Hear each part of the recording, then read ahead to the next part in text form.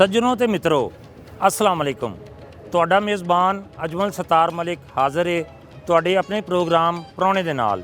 ਤੇ ਅੱਜ ਅਸੀਂ ਆਏ ਹਾਂ ਆਪਣੇ ਪ੍ਰਾਹੁਣੇ ਨੂੰ ਮਿਲਣ ਵਾਸਤੇ ਪੰਜਾਬ ਅਸੈਂਬਲੀ ਦੇ ਵਿੱਚ।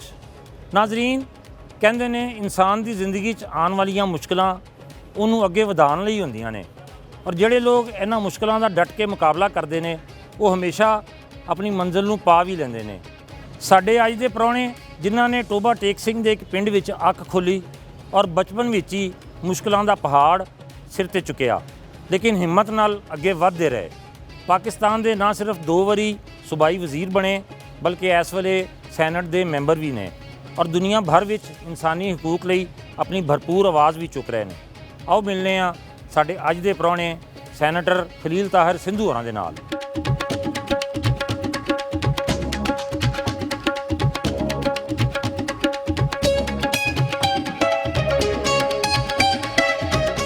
ਖਲੀਲ ਤਾਹਰ ਸਿੰਧੂ ਸਾਹਿਬ, ਤੁਹਾਨੂੰ ਚੌਪਾਲ ਦੇ ਪ੍ਰੋਗਰਾਮ ਪ੍ਰਾਹੁਣੇ ਦੇ ਵਿੱਚ ਜੀ ਆਇਆਂ ਨੂੰ ਕਹਿੰਦੇ ਆ। ਬਹੁਤ ਮਿਹਰਬਾਨੀ ਜੀ, ਸਤ ਬਿਸਮਿਲ੍ਲਾ। ਬਲਕਿ ਖਲੀਲ ਸਾਹਿਬ, ਤੁਸੀਂ ਟੋਬਾ ਟੇਕ ਸਿੰਘ ਦੇ ਗਾਉਂ ਮੁੰਟਗਮਰੀ ਵਾਲਾ ਦੇ ਵਿੱਚ ਪੈਦਾ ਹੋਏ, ਤੇ ਉੱਥੇ ਬਚਪਨ ਕਿਸ ਤਰ੍ਹਾਂ ਦਾ ਗੁਜ਼ਰਿਆ ਜਨਾਬ ਦਾ? ਜਿਸ ਤਰ੍ਹਾਂ ਆਮ ਬਚਪਨ ਗੁਜ਼ਰਦਾ, ਛੋਟੇ ਜਦੋਂ ਹੁੰਦੇ ਆ ਕਦੀ ਲੁਕਣ ਮਿੱਟੀ ਖੇਡਦੇ ਆ, ਕਦੀ ਕਿਸੇ ਦੇ ਅੰਬ ਚੋਰੀ ਕਰਦੇ ਆ, ਕਦੀ ਕੁੱਟ ਖਾਂਦੇ ਆ ਮਾਂ ਪਿਓ ਕੋਲੋਂ, ਕਦੀ ਭੈਣ ਭਰਾਵਾਂ ਕੋਲ। ਤੇ ਮੇਰਾ ਪਿੰਡ ਮੈਨੂੰ ਬੜਾ ਕੀ ਕਰਨਾ ਚਾਹੀਦਾ ਕਿ ਇੱਕ ਸ਼ੇਰ ਹੈ ਕਿ ਆਪਣਾ ਕੱਦ ਵਧਾ ਕੇ ਮੈਂ ਪਛਤਾਇਆ ਵਾਂ। ਵਾਹ ਵਾਹ ਵਾਹ। ਪਿੰਡੋਂ ਸ਼ਹਿਰ 'ਚ ਆ ਕੇ ਮੈਂ ਪਛਤਾਇਆ। ਵਾਹ। ਤੇ ਨਿੰਮ ਦੇ ਪੱਤਰ ਪੁੱਛ ਕੇ ਲੋਕੀ ਲੈਂਦੇ ਸਨ, ਘਰ ਵਿੱਚ ਬੇਰੀ ਲਾ ਕੇ ਮੈਂ ਪਛਤਾਇਆ। ਵਾਹ ਵਾਹ। ਦਾਨਾ ਦੁਸ਼ਮਣ ਮਰਦਾ ਨਾ ਤੇ ਚੰਗਾ ਸੀ, ਮੂਰਖ ਯਾਰ ਬਣਾ ਕੇ ਮੈਂ ਪਛਤਾਇਆ।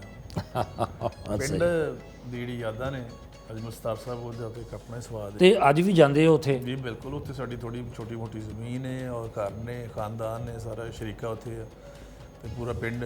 ਕਿਉਂਕਿ ਮੈਂ ਆਪਣੇ ਪਿੰਡ ਦਾ ਪਹਿਲਾ MP ਬਣਿਆ, ਪਹਿਲਾ ਹੀ ਵਜ਼ੀਰ ਬਣਿਆ, ਪਹਿਲਾ ਹੀ ਸੈਂਟਰ ਬਣਿਆ। ਰੱਬ ਦੀ ਬੜੀ ਮੈਂ ਸਮਝਦਾ ਕਿ ਬੜੀ ਸਵੱਲੀ ਨਜ਼ਰ ਹੈ ਮੇਰੇ 'ਤੇ। ਬਿਲਕੁਲ ਸਹੀ ਹੈ ਕਿ ਰੱਬ ਇੱਥੋਂ ਤੱਕ ਲੈ ਕੇ ਆਇਆ। ਮੈਂ ਤੁਹਾਨੂੰ ਅਜਮਲ ਸਤਾਰ ਸਾਹਿਬ ਗੱਲ ਦੱਸਣਾ, ਬੜੀ ਡੂੰਘੀ ਗੱਲ, ਕਿ ਮੈਂ ਇੱਥੋਂ ਲੰਘਣਾ ਕਦੀ, ਜਦੋਂ ਮੈਂ ਇੱਥੇ ਵਕਾਲਤ ਲਾ ਕਰਦਾ ਸੀ, ਪੰਜਾਬ ਅਸੈਂਬਲੀ ਦੇ ਅੱਗੋਂ ਲੰਘਣਾ ਜਾਂ ਇਸਲਾਮਾਬਾਦ ਜਾਣਾ, ਕੌਮੀ ਅਸੈਂਬਲੀ ਦੇ ਅੱਗੋਂ ਲੰਘਣਾ, ਤਾਂ ਰੱਬ ਅੱਗੇ ਦੁਆ ਮੰਗਣੀ ਕਿ ਹੋ ਸਕਦਾ ਅਸੀਂ ਵੀ ਕਿਸੇ ਦਿਨ ਇੱਥੇ ਆਈਏ। ਪਤਾ ਨਹੀਂ ਉਹ ਕਿਹੜਾ ਲੰਮਾ ਸੀ। ਔਰ ਵੈਸੇ ਵੀ ਸਾਡੀਆਂ ਦੁਆਵਾਂ ਜਿਹੜੀਆਂ ਨੇ ਨਾ ਉਹ ਰੱਦ ਨਹੀਂ ਕਰੀ ਹੁੰਦੀਆਂ, ਥੋੜ੍ਹਾ ਬਹੁਤਾ ਤਖੀਰ ਹੋ ਸਕਦੀ ਹੈ ਉਹਦੇ 'ਚ। ਵਾਹ ਵਾਹ, ਬੇਸ਼ੱਕ ਪੂਰੀਆਂ ਹੁੰਦੀਆਂ ਰੱਬ ਸੁਣਦਾ। ਅੱਲਾਹ ਪਾਕ ਨੇ ਫਿਰ ਉੱਥੇ ਵੀ ਰੱਬ ਨੇ ਪਹੁੰਚਾਇਆ। ਬਚਪਨ 'ਚ ਕਿਸ ਤਰ੍ਹਾਂ ਦੇ ਤਾਲਬ ਇਲਮ ਕਿਸ ਤਰ੍ਹਾਂ ਦੇ ਹੁੰਦੇ ਸੋ? ਸ਼ਰਾਰਤੀ ਹੁੰਦੇ ਸੋ ਬੜੇ? ਲੋਕੀ ਕਹਿੰਦੇ ਨੇ ਬੜਾ ਸ਼ਰਾਰਤੀ ਹੁੰਦਾ। ਅੱਛਾ ਜੀ, ਕੋਈ ਸ਼ਰਾਰਤ ਯਾਦ ਹੋਵੇ ਬਚਪਨ ਦੀ? ਮੈਂ ਤੇ ਮੇਰੀ ਫੁੱਫੀ ਦਾ ਇੱਕ ਮੁੰਡਾ ਸੀ, ਅਸੀਂ ਦੋਵੇਂ ਨੀਲੇ ਸੂਟ ਪਾਉਂਦੇ ਸਾਂ। ਤੇ ਕਿਸੇ ਨਾ ਕਿਤੇ ਅਸੀਂ ਸ਼ਰਾਰਤ ਕਰੀ, ਕਿਸੇ ਦੇ ਅੰਬ ਤੋੜ ਲਿਆਉਣੇ, ਕਿਸੇ ਕਿੰਨੂੰ ਤੋੜ ਲੈਣੇ, ਹਾਲਾਂਕਿ ਆਪਣੇ ਵੀ ਸਨ, ਲੇਕਿਨ ਜਿਹੜਾ ਇਹ ਸਵਾਦ ਆਉਂਦਾ ਨਾ ਕਿਸੇ ਹੋਰ ਸ਼ਾਇਦ ਚੋਰੀ ਕਰਕੇ ਖਾਣੀ। ਤੇ ਜਦੋਂ ਸਾਡੇ ਲਾਮਾ ਆਉਣਾ ਤੇ ਮੈਂ ਕਹਿੰਦਾ ਨਹੀਂ ਉਹ ਸੀ, ਮੈਂ ਨਹੀਂ ਸੀ ਹੈਗਾ। ਦੋਵਾਂ ਨੀਲੇ ਸੂਟ ਪਾਏ, ਮੈਂ ਕਿਹਾ ਤੁਸੀਂ ਮੈਨੂੰ ਕਰਨ ਦੇ ਜੀ। ਉਹ ਚੀਜ਼ਾਂ ਅੱਜ ਵੀ ਫਿਰ ਲੁਕਣ ਮਿੱਟੀ ਖੇਡਣੀ, ਗੋਲੀਆਂ ਖੇਡਣੀਆਂ, ਪਿੱਲ ਗੋਲੀ ਜਿਹਨੂੰ ਕਹਿੰਦੇ ਨੇ। ਹਾਂਜੀ ਹਾਂਜੀ। ਇੱਕ ਲੁੱਗੜ ਹੁੰਦਾ ਸੀ। ਅੱਛਾ। ਉਹ ਅਤਰਾ ਵਾਹ ਕੇ ਸਾਰਾ, ਤੇ ਇੱਕ ਜਣੇ ਨੇ ਲੰਘਣਾ ਹੁੰਦਾ, ਤੁਹਾਨੂੰ ਚੰਡ ਮਾਰਨੀ ਹੁੰਦੀ ਹੈ, ਪਿੱਠੂ ਗੋਲ ਗਰਮ, ਫਿਰ ਬਾਂਦਰ ਕਿੱਲਾ।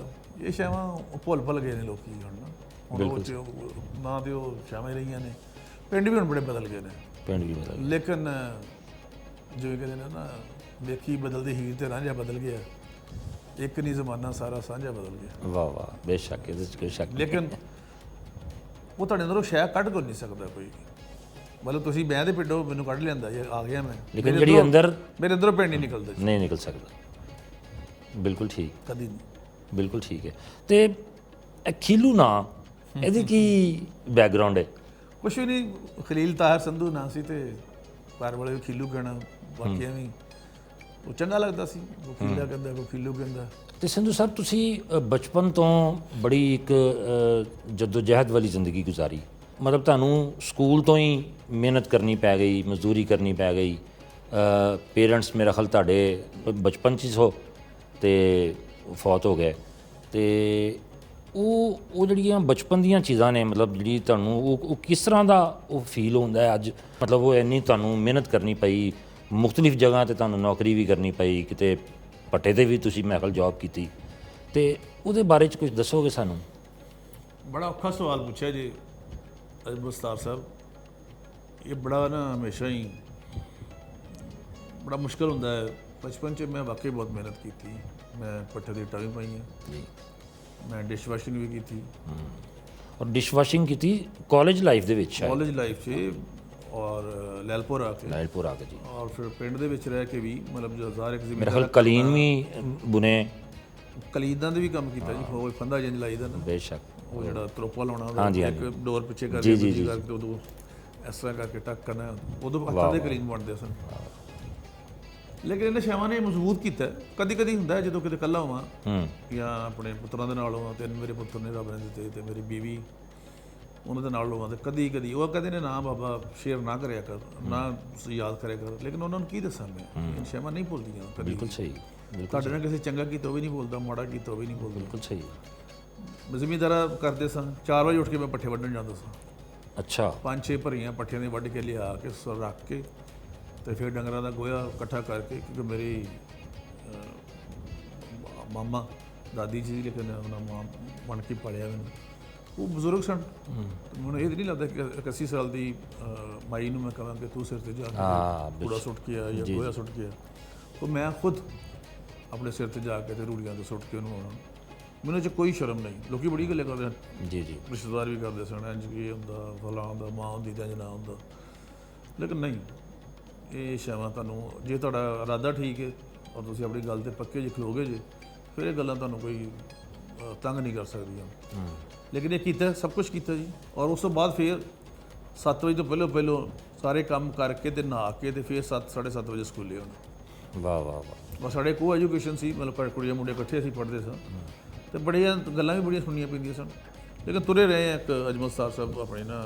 ਤੁਹਾਡੇ ਜਿਹੜੇ ਨਾਲ ਕਲਾਸ ਫੈਲੋ ਸਨ, ਤੁਹਾਡੇ ਰਿਸ਼ਤੇਦਾਰ ਸਨ, ਉਹ ਵੀ ਤੁਹਾਡੇ ਬਾਰੇ 'ਚ ਬੜਾ ਗੱਲਾਂ ਕਰਦੇ ਰਹੇ ਤੁਹਾਨੂੰ? ਮਤਲਬ ਇੱਕ ਕਹਿ ਸਕਦੇ ਹਾਂ ਕਿ ਹਿਊਮਿਲੀਏਸ਼ਨ ਹੀ ਹੁੰਦੀ ਹੈ ਨਾ ਬੰਦੇ ਦੀ ਥੋੜ੍ਹੀ ਜਿੰਨੀ, ਮਤਲਬ ਉਹਨੂੰ ਡਿਸਗ੍ਰੇਸ ਕਰਨਾ। ਕਿਸ ਤਰ੍ਹਾਂ ਮਤਲਬ ਉਹਨੂੰ ਬਰਦਾਸ਼ਤ ਕੀਤਾ ਸਾਰਾ ਕੁਝ? ਮੈਂ ਕਿਸੇ ਦਾ ਨਾਂ ਤਾਂ ਨਹੀਂ ਲਵਾਂਗਾ ਜੀ ਜੀ, ਲੇਕਿਨ ਇਹ ਹੁੰਦਾ ਹੈ ਕੁਦਰਤੀ ਤੌਰ ਤੇ। ਇੱਕ ਰਿਸ਼ਤੇਦਾਰਾਂ 'ਚ ਵੀ ਹੋ ਜਾਂਦਾ, ਕਲਾਸ ਫੈਲੋਜ਼ 'ਚ ਵੀ ਜੀ ਹੋ ਜੀ ਜਾਂਦਾ। ਜੀ ਜੀ। ਲੇਕਿਨ ਮੈਂ ਉਹਨੂੰ ਵੀ ਮੁਸਬਤ ਲਿਆ। ਮੇਰਾ ਖਿਆਲ ਹੈ ਉਹਨਾਂ ਜਿਹੜੇ ਸਨ ਨਾ, ਮਤਲਬ ਉਸ ਵੇਲੇ ਦੇ ਦੁੱਖ ਜਾਂ ਇਹ ਗੱਲਾਂ ਜਾਂ ਮਿਹਨਤ, ਉਹਨਾਂ ਮੈਨੂੰ ਮਜ਼ਬੂਤ ਕੀਤਾ, ਹੋਰ ਜ਼ਿਆਦਾ ਤਗੜਿਆ ਬਣਾਇਆ, ਮੈਂ ਕਮਜ਼ੋਰ ਨਹੀਂ ਕੀਤਾ। ਹਾਂ, ਲੇਕਿਨ ਬਤੌਰ ਇਨਸਾਨ ਹੁੰਦੇ ਆ, ਮਤਲਬ ਸੋਚੀਦਾ ਤੇ ਸੋਚਦਾ ਤਾਂ ਜ਼ਰੂਰ ਹੈ ਬੰਦਾ। ਫਿਰ ਉਹਦੇ ਤੇ ਤੁਹਾਨੂੰ ਪਤਾ ਮਾਯੂਸੀ ਜਾਂ ਉਦਾਸੀ ਦੀ ਜਿਹੜੀ ਫੀਲਿੰਗਸ ਨੇ ਜਾਂ ਜੋ ਵੀ ਆਉਂਦੀਆਂ ਨੇ, ਲੇਕਿਨ ਫਿਰ ਵੀ 2 minute 5 minute 2.5 minute 1.5 minute 2 minute ਕਰਕੇ ਫਿਰ ਸਿੱਧੇ ਹੋ ਕੇ ਤੁਰ ਪਏ ਕਿ ਨਹੀਂ ਇਹ ਕੰਮ ਕਰਨਾ। ਤੇ ਉਸ ਰੱਬ ਦੀ ਖਾਸ ਮਿਹਰਬਾਨੀ ਕਿ ਜਿਹਨੇ ਮੇਰੀ ਬਾਂਹ ਫੜੀ ਔਰ ਸਬਬ ਪੈਦਾ ਕੀਤੇ। ਬੇਸ਼ੱਕ, ਕਿਉਂਕਿ ਇਹ ਸਬਬ ਜਿਹੜੇ ਨੇ ਅੱਲਾਹ ਪਾਕ ਵੱਲੋਂ ਹੀ ਪੈਦਾ ਹੁੰਦੇ ਨੇ। ਜੀ ਜੀ। ਇਨਸਾਨ ਜੋ ਮਰਜ਼ੀ ਕਰ ਲਵੇ, ਨਹੀਂ ਉਹ ਅਗਰ ਉੱਤੋਂ ਰੱਬ ਦੀ ਨਜ਼ਰ ਸਵੱਲੀ ਤੇ ਸਭ ਕੁਝ ਠੀਕ, ਸਭ ਕੁਝ ਠੀਕ ਹੈ, ਸਭ ਕੁਝ ਸਵੱਲਾ। ਬਿਲਕੁਲ ਸਹੀ। ਤੇ ਮੈਟ੍ਰਿਕ ਦੇ ਬਾਅਦ ਫਿਰ ਤੁਸੀਂ ਚਲੇ ਗਏ ਹੌਸਟਲ ਦੇ ਵਿੱਚ, ਔਰ ਉਹਦੇ ਹੌਸਟਲ ਜਾਣ 'ਚ ਵੀ ਮੇਰੇ ਖਿਆਲ ਚਰਚ ਨੇ ਤੁਹਾਡੀ ਬੜੀ ਹੈਲਪ ਕੀਤੀ। ਉਹਨੂੰ ਕਿਸ ਅੰਦਾਜ਼ 'ਚ ਵੇਖਦੇ ਹੋ? ਸਾਡੇ ਸਨ ਇੱਕ ਬਿਸ਼ਪ ਪਾਲ ਇਟਲੀ ਤੋਂ, ਸਾਡੇ ਚਰਚ ਦਾ ਫਾਦਰ ਤੋਂ ਬਾਅਦ ਇੱਕ ਬਿਸ਼ਪ ਹੁੰਦਾ ਜਿਹੜਾ ਪੂਰਾ ਇੰਚਾਰਜ। ਹਾਂਜੀ ਹਾਂਜੀ, ਬਿਸ਼ਪ ਪਾਲ ਅੰਦਰਜੋਤੀ। ਇੱਕ ਮੇਰੀ ਭੈਣ ਬਣੀ ਸੀ, ਅੱਜ ਵੀ ਉਹ ਸਿਸਟਰ ਸਨ, ਉਹ ਜਿਹੜੇ ਨੰਦ ਹੁੰਦੀਆਂ ਨੇ। ਹਾਂਜੀ ਹਾਂਜੀ, ਹੁਣ ਤੇ ਨਹੀਂ, ਉਹਨਾਂ ਨੇ ਛੱਡ ਦਿੱਤਾ ਸੀ। ਸ਼ਾਜ਼ੀਆ ਉਹਦਾ ਨਾਂ ਸੀ। ਉਹ ਚੰਗ ਸੇਕਰਡ ਆਰਟ ਸਕੂਲ ਦੇ ਵਿੱਚ ਪੜ੍ਹਾਉਂਦੇ ਸਨ। ਅੱਛਾ ਅੱਛਾ। ਉਹਨਾਂ ਨੇ ਪਿੰਡ ਉਹਨਾਂ ਦਾ ਵੇਖਣਾ ਕਿ ਇੰਨਾ ਕੰਮ ਕਰਦਾ, ਚਰੀ ਕੁਤਰਨਾ ਬੜਾ ਮੁਸ਼ਕਲ ਹੁੰਦਾ ਵੇ, ਬੜੀ ਔਖੀ ਹੁੰਦੀ ਹੈ। ਉਹ ਫਿਰ ਟੋਕੇ ਦੇ ਨਾਲ ਤੁਸੀਂ ਸਮਝਦੇ ਹਾਲ ਆਪਣਾ ਕਰਕੇ, ਜੀ ਜੀ, ਟੋਕਾ ਚਲਾ ਕੇ। ਉਹਨਾਂ ਆਖਿਆ ਕਿ ਮੁਸ਼ਕਿਲ ਇੱਥੇ ਪੜ੍ਹਨਾ ਇਹਦੇ ਲਈ। ਉਹ ਫਿਰ ਉਹਨਾਂ ਨੇ ਮੇਰੇ ਘਰ ਵਾਲਿਆਂ ਨੂੰ ਮਨਾਇਆ ਤੇ ਮੈਨੂੰ ਹੋਸਟਲ 'ਚ ਖਿਲਾ ਦਿੱਤਾ। ਤੇ ਮੈਂ ਜ਼ਿੰਦਗੀ ਭਰ ਉਹਨਾਂ ਦਾ ਸ਼ੁਕਰਗੁਜ਼ਾਰ ਹਾਂ, ਔਰ ਸਾਰੇ ਚਰਚ ਦਾ, ਕੈਥੋਲਿਕ ਚਰਚ ਦਾ, ਦੂਸਰੇ ਦਾ ਵੀ, ਸਭ ਦਾ ਹੀ ਮੇਰੇ ਲਈ ਸਾਰੇ ਮੁਹਤਰਮ ਨੇ। ਲੇਕਿਨ ਕੈਥੋਲਿਕ ਚਰਚ ਨੇ ਮੇਰੇ ਵਾਸਤੇ ਬੜਾ ਖਾਸ ਤੌਰ 'ਤੇ ਬਿਸ਼ਪ ਪਾਲ ਅੰਦਰਜੋਤੀ, ਕੁਛ ਹੋਰ ਨਾਂ ਨੇ ਐਸੇ ਜਿਹਦੇ 'ਚ ਮੈਂ ਤੁਹਾਨੂੰ ਦੱਸਿਆ ਸਿਸਟਰ ਸ਼ਾਜ਼ੀਆ ਰਫੀਕ, ਇਸ ਤਰ੍ਹਾਂ ਫਾਦਰ ਬਸ਼ੀਰ ਸਾਹਿਬ ਸਨ, ਪੀਟਰ ਸ਼ਹਜ਼ਾਦ ਸਾਹਿਬ ਸਨ। ਇਹਨਾਂ ਲੋਕਾਂ ਨੇ ਮੇਰੀ ਜ਼ਿੰਦਗੀ 'ਚ, ਮਤਲਬ ਮੈਨੂੰ ਰੱਬ ਨੇ ਕਦੀ ਕਿਸੇ ਸ਼ਾਹ ਤੋਂ ਨਾ ਮਹਿਰੂਮੀ ਮਤਾਜ ਨਹੀਂ ਰੱਖਿਆ, ਕੋਈ ਨਾ ਕੋਈ ਸਬਬ ਬਣਦਾ ਗਿਆ ਅਜਮਲ ਸਤਾਰ ਸਾਹਿਬ। ਫਿਰ ਕਾਲਜ ਲਾਈਫ 'ਚ ਫਿਰ ਤੁਸੀਂ ਕੀ ਤਾਲੀਮ ਹਾਸਲ ਕੀਤੀ ਉੱਥੇ ਜਾ ਕੇ? ਮੈਂ ਤੇ ਸ਼ਹਬਾਜ਼ ਭੱਟੀ ਸਾਹਿਬ ਸ਼ਹੀਦ, ਅਸੀਂ ਇੱਕ ਕਮਰੇ 'ਚ 8.5 ਸਾਲ ਇਕੱਠੇ ਸਾਢੇ 8 ਸਾਲ ਤੁਸੀਂ ਗੁਜ਼ਾਰੇ। ਉਹ ਮੇਰੇ ਖਿਆਲ ਜਾਨਪਾਲ ਹੌਸਟਲ ਸੀ ਸ਼ਾਇਦ। ਪਾਲ ਸੈਕੰਡ ਪੋਪ ਸਾਹਿਬ ਦੇ ਨਾਂ ਤੇ ਸੀ। ਅੱਛਾ, ਅਸੀਂ ਇਕੱਠੇ ਸਾਂ ਤੇ ਮੈਂ ਫਿਰ ਉੱਥੋਂ 14ਵੀਂ ਕੀਤੀ। 14ਵੀਂ ਤੋਂ ਬਾਅਦ ਮੈਂ ਬੀਐਡ ਕੀਤਾ ਤੁਸੀਂ ਬੀਐਡ ਵੀ ਕੀਤਾ? ਜੀ। ਉਸ ਤੋਂ ਬਾਅਦ ਫਿਰ ਮੈਂ ਇੱਥੇ ਆ ਗਿਆ ਲਾਹੌਰ, ਫਿਰ ਮੈਂ LLB ਕੀਤਾ, ਫਿਰ ਮੈਂ ਸਵਿਟਜ਼ਰਲੈਂਡ ਜਾ ਕੇ ਇੰਟਰਨੈਸ਼ਨਲ ਡਿਪਲੋਮਾ ਕੀਤਾ। ਵਾਹ। ਉਸ ਤੋਂ ਬਾਅਦ ਫਿਰ ਚੱਲ ਸੋ ਚੱਲੀ ਹੈ ਜੀ, ਜਦ ਤੱਕ ਸਾਹ ਹੈ ਨੇ ਇਹ ਚੱਲ ਸੋ ਚੱਲ ਹੀ ਰਹਿੰਦਾ। ਬੰਦੇ ਨੂੰ ਚਾਹੀਦਾ ਹੈ ਕਿ ਉਹ ਲੱਗਾ ਰਹੇ, ਬਿਲਕੁਲ ਸਹੀ, ਮੰਜ਼ਿਲ ਪਾ ਲੈਂਦਾ। ਰੱਬ ਨੇ ਵੀ ਬੜੀ ਰਹਿਮ ਕੀਤਾ, ਬਰਕਤ ਦਿੱਤੀ। ਮੈਂ ਜਦੋਂ ਕਿ ਅੱਗੋਂ ਮੈਨੂੰ ਰੱਬ ਨੇ 3 ਪੁੱਤਰ ਦਿੱਤੇ ਨੇ, ਮਾਸ਼ਾਅੱਲਾ। ਅੱਛੀ ਬੇਗਮ ਦਿੱਤੀ, ਉਹ ਬੱਚਿਆਂ ਨੂੰ ਵੀ ਝਿੜਕ ਲੈਂਦੀ, ਮੈਨੂੰ ਵੀ ਝਿੜਕ ਲੈਂਦੀ। ਅੱਛਾ, ਸਤਾਨੀ ਹੈ ਨਾ। ਮੈਂ ਪੁੱਛਣ ਲੱਗਾ ਸਾਂ ਕਿ ਘਰੋਂ ਝਟਕਾਂ ਛੜਕਾਂ ਤਾਂ ਪੈਂਦੀਆਂ ਹੋਣੀਆਂ ਨੇ। ਸਾਰਿਆਂ ਨੂੰ ਵੈਸੇ ਪੈਂਦੀਆਂ ਨੇ, ਲੇਕਿਨ ਕੋਈ ਦੱਸਦੇ ਨਹੀਂ ਕਿ ਕੋਈ ਦੱਸ ਦਿੰਦੇ ਨੇ। ਤੇ ਸਤਾਨੀ ਹੈ ਤੇ ਸਤਾਨੀਆਂ ਦਾ ਵੈਸੇ ਵੀ ਇਹ ਹੁੰਦਾ ਹੈ, ਹਾਂ, ਰੋਬ ਹੁੰਦਾ ਜੀ। ਰੋਬ ਹੁੰਦਾ ਹੈ। ਲੇਕਿਨ ਇੱਕ ਹੈ ਕਿ ਉਹਨੇ ਮੇਰੇ, ਬਲਕਿ ਉਹਦੇ ਪੁੱਤਰਾਂ ਨੂੰ ਉਹਨੇ ਇਸ ਲੈਵਲ ਤੇ ਕਿ ਤੁਸੀਂ ਸੋਚ ਸਕਦੇ ਕਿ ਬੱਚੇ ਮੇਰੇ 3 ਪੁੱਤਰ ਇੰਗਲੈਂਡ ਦੇ ਵਿੱਚ 3 ਨੇ ਮਾਸਟਰਸ ਕੀਤਾ ਮਾਸ਼ਾਅੱਲਾ, ਔਰ 3 ਨਾ ਕਦੀ ਬਾਰੂਮ 'ਚ ਗਏ ਨੇ, ਬਾਹਰ 'ਚ, ਵੈਰੀ ਗੁੱਡ। ਔਰ ਨਾ ਕਦੀ ਉਹਨੇ ਸਿਗਰਟ ਪੀਤੀ। ਵਾਹ ਵਾਹ ਵਾਹ, ਮਤਲਬ ਇਸ ਲੈਵਲ ਦੀ ਇੰਗਲੈਂਡ ਦੇ ਲੰਡਨ ਦੇ ਵਿੱਚ ਰਹਿ ਕੇ ਵੀ ਬੜੀ ਗੱਲ ਹੈ। ਔਰ ਉਸ ਰੱਬ ਸੋਹਣੇ ਦੇ ਸਵਾਲੇ ਦਾ ਨਜ਼ਰ ਖਾਸ ਕਰਮ। ਤੇ ਸ਼ਾਦੀ ਫੈਮਿਲੀ 'ਚ ਹੀ ਹੋਈ? ਨਹੀਂ, ਲਵ ਮੈਰਿਜ ਆਪਣੀ ਕੀਤੀ? ਪਸੰਦ ਦੀ ਜੀ, ਆਪਣੀ ਪਸੰਦ ਦੀ। ਅੱਛਾ, ਵਾਹ, ਜ਼ਬਰਦਸਤ। ਤੇ ਉਹ ਲਵ ਮੈਰਿਜ ਕਿਸ ਤਰ੍ਹਾਂ, ਮਤਲਬ? ਉਹ ਘਰ ਜਿੱਥੇ ਸਾਡਾ ਹੋਸਟਲ ਸੀ ਉਹਨਾਂ ਦਾ ਘਰ ਨੇੜੇ ਹੀ ਸੀ। ਅੱਛਾ ਤੇ ਅੱਬਾ ਉਹਨਾਂ ਦੇ ਮੇਰੇ ਨਹੀਂ ਸੀ ਪਸੰਦ ਕਰਦਾ, ਅੱਛਾ ਬਲਕਿ ਮੈਂ ਇੱਕ ਪਰਫਿਊਮ ਲਾਉਣਾ ਮੈਨੂੰ ਬੜਾ ਪਸੰਦ ਹੈ, ਹਰਮਸ। ਅੱਛਾ ਜੀ। ਉਦੋਂ ਵੀ ਹੁੰਦਾ ਸੀ। ਇੱਕ ਦਿਨ ਮੈਂ ਗਿਆ ਤਾਂ ਆਣ ਕੇ ਤੇ ਬਾਅਦ ਚ ਮੇਰੀ ਸੱਸ ਨੂੰ ਪੁੱਛਦੇ ਬਾਹਰੋਂ ਕਿਤੋਂ ਆਏ, ਕਿ ਲੱਗਦਾ ਖਰੀਦ ਆਇਆ ਸੀ। ਉਹਨਾਂ ਕਹਿੰਦੇ ਨਹੀਂ, ਉਹਨੇ ਕਿਹਾ ਪਰਫਿਊਮ ਉਹ ਵੀ ਲਾਉਣਾ, ਉਹਦੀ ਖੁਸ਼ਬੂ। ਲੇਕਿਨ ਫਿਰ ਉਹਨਾਂ ਨੇ, ਲੇਕਿਨ ਬਾਅਦ ਦੇ ਵਿੱਚ ਘਰ ਵਾਲੇ ਗਏ ਬਕਾਇਦਾ, ਮੇਰੇ ਅਜ਼ੀਜ਼ ਸਾਰੇ, ਰਿਸ਼ਤਾ ਪੁੱਛਿਆ, ਫਿਰ ਗੱਲ ਹੋਈ ਬਕਾਇਦਾ, ਫਿਰ ਮੰਗਣੀ ਹੋਈ। ਉਸ ਤੋਂ ਬਾਅਦ ਮਤਲਬ ਕੋਈ ਐਸੀ ਗੱਲ ਨਹੀਂ ਕਿ ਮਤਲਬ ਬਾਜ਼ਾਬਤਾ ਘਰ ਵਾਲਿਆਂ ਦੀ ਫਿਰ ਰਜ਼ਾਮੰਦੀ ਨਾਲ? ਕੋਈ ਸ਼ਰਮਿੰਦਗੀ ਨਹੀਂ ਇਸ ਗੱਲ ਤੇ ਕਿ ਮੈਂ ਕੋਈ ਹੋਰ ਤਰੀਕੇ ਨਾਲ ਜੀ ਜੀ ਸ਼ਾਦੀ ਕੀਤੀ ਹੋਵੇ, ਨਹੀਂ, ਬਿਲਕੁਲ ਬਕਾਇਦਾ। ਮਤਲਬ ਪਹਿਲੇ ਮੰਗਣੀ ਕੀਤੀ, ਫਿਰ ਜੰਜ ਲੈ ਕੇ ਗਏ, ਜਿਸ ਤਰ੍ਹਾਂ ਪੂਰੇ ਚਾਅ ਪੂਰੇ ਕਰੀਦੇ ਨੇ। ਬਿਲਕੁਲ ਸਹੀ, ਉਸ ਤਰ੍ਹਾਂ ਕੋਈ ਐਸਾ ਪਛਤਾਵਾ ਕੋਈ ਨਹੀਂ ਕੋਈ ਵੀ। ਬਿਲਕੁਲ ਸਹੀ, ਬਲਕਿ ਖੁਸ਼ੀ ਹੈ ਕਿ ਇੱਕ ਅੱਛਾ ਖੁਦਾ ਨੇ ਮੈਨੂੰ ਸਾਥੀ ਦਿੱਤਾ। ਬਿਲਕੁਲ ਸਹੀ। ਸ਼ਾਇਦ ਉਹਦੇ ਆਉਣ ਤੋਂ ਬਾਅਦ ਹੋਰ ਚੀਜ਼ਾਂ ਤਬਦੀਲ ਹੋ ਗਈਆਂ, ਹੋਰ ਜ਼ਿਆਦਾ ਕਿਸਮਾਂ ਦੇ ਦਰਵਾਜ਼ੇ ਖੁੱਲ੍ਹੇ। ਤੁਸੀਂ ਚੂँਕਿ ਬੜੇ ਬਿਜ਼ੀ ਲਾਈਫ ਗੁਜ਼ਾਰਦੇ ਹੋ, ਤੇ ਇਸ ਬਿਜ਼ੀ ਲਾਈਫ ਦੇ ਵਿੱਚ ਕਦੀ ਕੋਈ ਨਾਰਾਜ਼ਗੀ ਦਾ ਇਜ਼ਹਾਰ ਨਹੀਂ ਹੋਇਆ ਸਾਡੀ ਭਾਬੀ ਵੱਲੋਂ ਕਿ ਟਾਈਮ ਨਹੀਂ ਦਿੰਦੇ ਜਨਾਬ? ਹੁੰਦਾ ਜੀ, ਮੈਂ ਤੁਹਾਡੇ ਨਾਲ ਕੂੜ ਬੋਲਾਂ, ਹੁੰਦਾ, ਲੇਕਿਨ ਕੀ ਕਰੀਏ। ਮੇਰਾ ਵੀ ਦਿਲ ਕਰਦਾ ਮੈਂ ਆਪਣੇ ਜਾਣਿਆਂ ਦੇ ਕੋਲ ਰਹਾਂ, ਪੁੱਤਰਾਂ ਕੋਲ ਰਹਾਂ, ਆਪਣੀ ਬੁੱਢੀ ਕੋਲ ਰਹਾਂ। ਇੱਥੇ ਦੇ ਵੀ ਕੁਝ ਐਸੇ ਕੰਮ ਨੇ, ਮਤਲਬ ਮੈਂ ਕੁਝ ਜ਼ਿਆਦਾ ਗੱਲਾਂ ਦੱਸ ਨਹੀਂ ਸਕਦਾ ਕਿ ਜਿੱਥੇ ਮੇਰੀ ਜਿਹੜੀ ਕੌਮ ਹੈ, ਜਿੱਥੇ ਮੇਰੇ ਬੱਚਿਆਂ ਨੂੰ ਜ਼ਰੂਰਤ ਹੈ, ਉੱਥੇ ਉਹਨਾਂ ਨੂੰ ਵੀ ਬੜੀ ਜ਼ਰੂਰਤ ਹੈ, ਜਿਨ੍ਹਾਂ ਵਾਸਤੇ ਐਸੇ ਲੋਕੀ, ਜਿਨ੍ਹਾਂ ਵਾਸਤੇ ਮੈਂ ਆਵਾਜ਼ ਚੁੱਕਣਾ। ਥੋੜ੍ਹਾ ਜਿੰਨਾ ਫਿਰ ਮੈਂ ਪਿੱਛੇ ਜਾਣਾ ਚਾਹਾਂਗਾ, ਤੇ ਸ਼ਹਬਾਜ਼ ਭੱਟੀ ਨਾਲ ਦੋਸਤੀ ਕਿਸ ਤਰ੍ਹਾਂ ਹੋਈ? ਬੜਾ ਪੁਰਾਣਾ ਤਲਕ ਸੀ। ਉਹ ਦੂਸਰੇ ਪਿੰਡ 'ਚੋਂ ਸਨ, ਖੁਸ਼ਪੁਰ।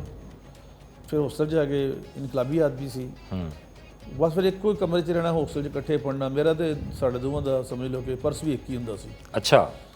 ਤੇ ਹਮੇਸ਼ਾ ਉਹਨੇ ਇਨਸਾਨੀਅਤ ਦੀ ਭਲਾਈ ਦੀ ਗੱਲ ਕੀਤੀ, ਲੇਕਿਨ ਇਹ ਕਿ ਦੋਸਤੀ ਇਸ ਕਿਸਮ ਦੀ ਸੀ ਕਿ ਉਹ ਫਿਰ ਟੁੱਟੀ ਨਹੀਂ। ਫਿਰ ਆਪਣੇ ਸੀ। ਫਿਰ ਉਹ ਇੱਥੇ ਆ ਗਏ, ਉਹ ਇਸਲਾਮਾਬਾਦ ਫੈਡਰਲ ਮਿਨਿਸਟਰ ਬਣ ਗਏ। ਮੋਹਤਰਮਾ ਸ਼ਹੀਦ ਬੇਨਜ਼ੀਰ ਭੁੱਟੋ ਸਾਹਿਬ ਦੇ ਨਾਲ ਉਹਦਾ ਬਹੁਤ ਤਲਕ ਸੀ। ਇਸ ਤਰ੍ਹਾਂ ਮੇਰਾ ਅਮਰੀਕਾ ਦੇ ਵਿੱਚ ਬੜਾ ਤਲਕ, ਉਹਨਾਂ ਵੀ 12-13 ਸੈਂਟਰ ਬਣਵਾਏ ਮੋਹਤਰਮਾ। ਜੀ ਜੀ। ਉਸ ਬੰਦੇ ਨੇ ਹਮੇਸ਼ਾ ਪਾਕਿਸਤਾਨ ਦੀ ਗੱਲ ਕੀਤੀ, ਕਿਸੇ ਵੀ ਉਹਨੂੰ ਬੜੇ ਚਾਂਸਸ ਸਨ। ਕੈਨੇਡਾ ਨੂੰ ਨੈਸ਼ਨੈਲਿਟੀ ਦਿੰਦਾ ਸੀ। ਨਹੀਂ, ਤੇ ਤੁਸੀਂ ਦੋਨੋਂ ਉੱਥੇ ਕਾਲਜ 'ਚ ਇਕੱਠੇ ਪੜ੍ਹਦੇ ਸੋ, ਔਰ ਫਿਰ ਤੁਸੀਂ ਦੋਨੋਂ ਨੇ ਇੱਕੋ ਹੀ ਸੀਟ ਤੇ ਇਲੈਕਸ਼ਨ ਵੀ ਲੜਿਆ, ਤੇ ਉਹ ਤੁਹਾਡੀ ਦੋਸਤੀ ਡਿਸਟਰਬ ਨਹੀਂ ਹੋਈ ਉਸ ਸਿਲੈਕਸ਼ਨ ਦੀ ਵਜ੍ਹਾ ਨਾਲ? ਉਹ 1 ਸਾਲ ਪਿੱਛੇ ਸਨ ਮੇਰੇ ਤੋਂ। ਅੱਛਾ। ਬਲਕਿ ਮੈਂ ਉਹਦਾ ਇੰਚਾਰਜ ਵੀ ਰਿਹਾ ਹੋਸਟਲ ਦਾ। ਅੱਛਾ। ਉਸੇ ਹੋਸਟਲ ਦਾ ਜਿੱਥੇ ਮੈਂ ਪੜ੍ਹਦਾ ਸਾਂ। ਤੇ ਉਹ ਪੀਪਲਸ ਪਾਰਟੀ 'ਚ ਸਨ। ਹਾਂਜੀ।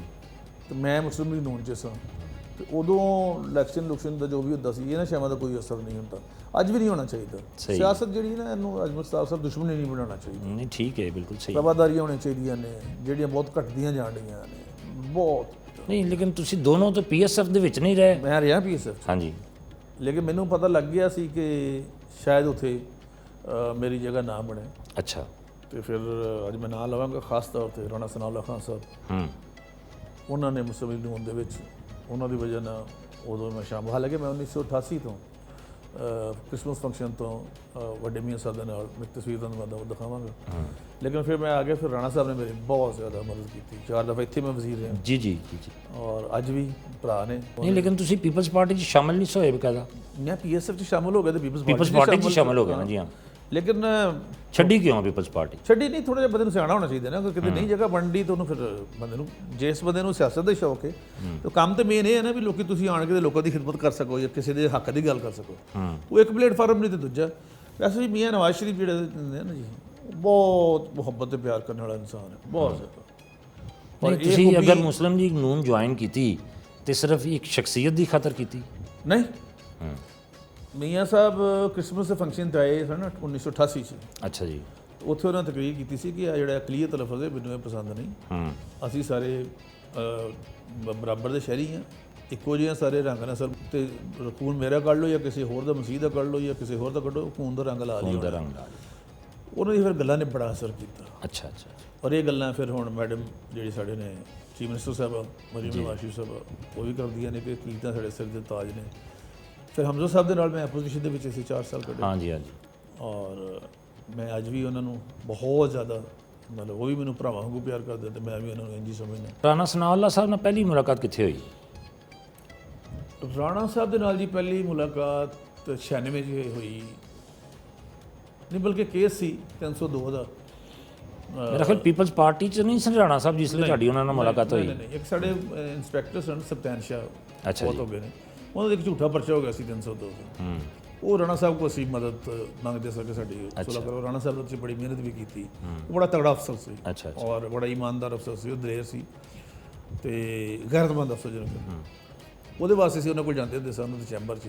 ਬਸ ਫਿਰ ਉੱਥੋਂ ਤਲਕ ਵੱਧਦਾ ਕਿਉਂਕਿ ਕਚਹਿਰੀ ਦੇ ਵਿੱਚ ਉਹਨਾਂ ਦਾ ਵੀ ਚੈਂਬਰ ਹੈ ਬਹੁਤ ਪੁਰਾਣਾ, ਮੇਰੇ ਤੋਂ ਸੀਨੀਅਰ ਵਕੀਲ ਨੇ ਬਹੁਤ ਜ਼ਿਆਦਾ, ਮੈਂ ਵੀ ਵਕੀਲ ਹਾਂ। ਉਹ ਫਿਰ ਉਹਨਾਂ ਨੇ, ਮੈਂ ਇੱਕ ਦਿਨ ਕਿਹਾ ਜੀ ਮੈਂ ਜੁਆਇਨ ਕਰਨਾ ਚਾਹੁੰਦਾ ਮੁਸਲਿਮ ਲੀਗ ਨੂੰ। ਉਹਨਾਂ ਨੇ ਇੱਕ ਫਾਰਮ 'ਚ ਉਹਨਾਂ ਦਿੱਤਾ, ਮੈਂ ਕਿਹਾ ਕਰੋ।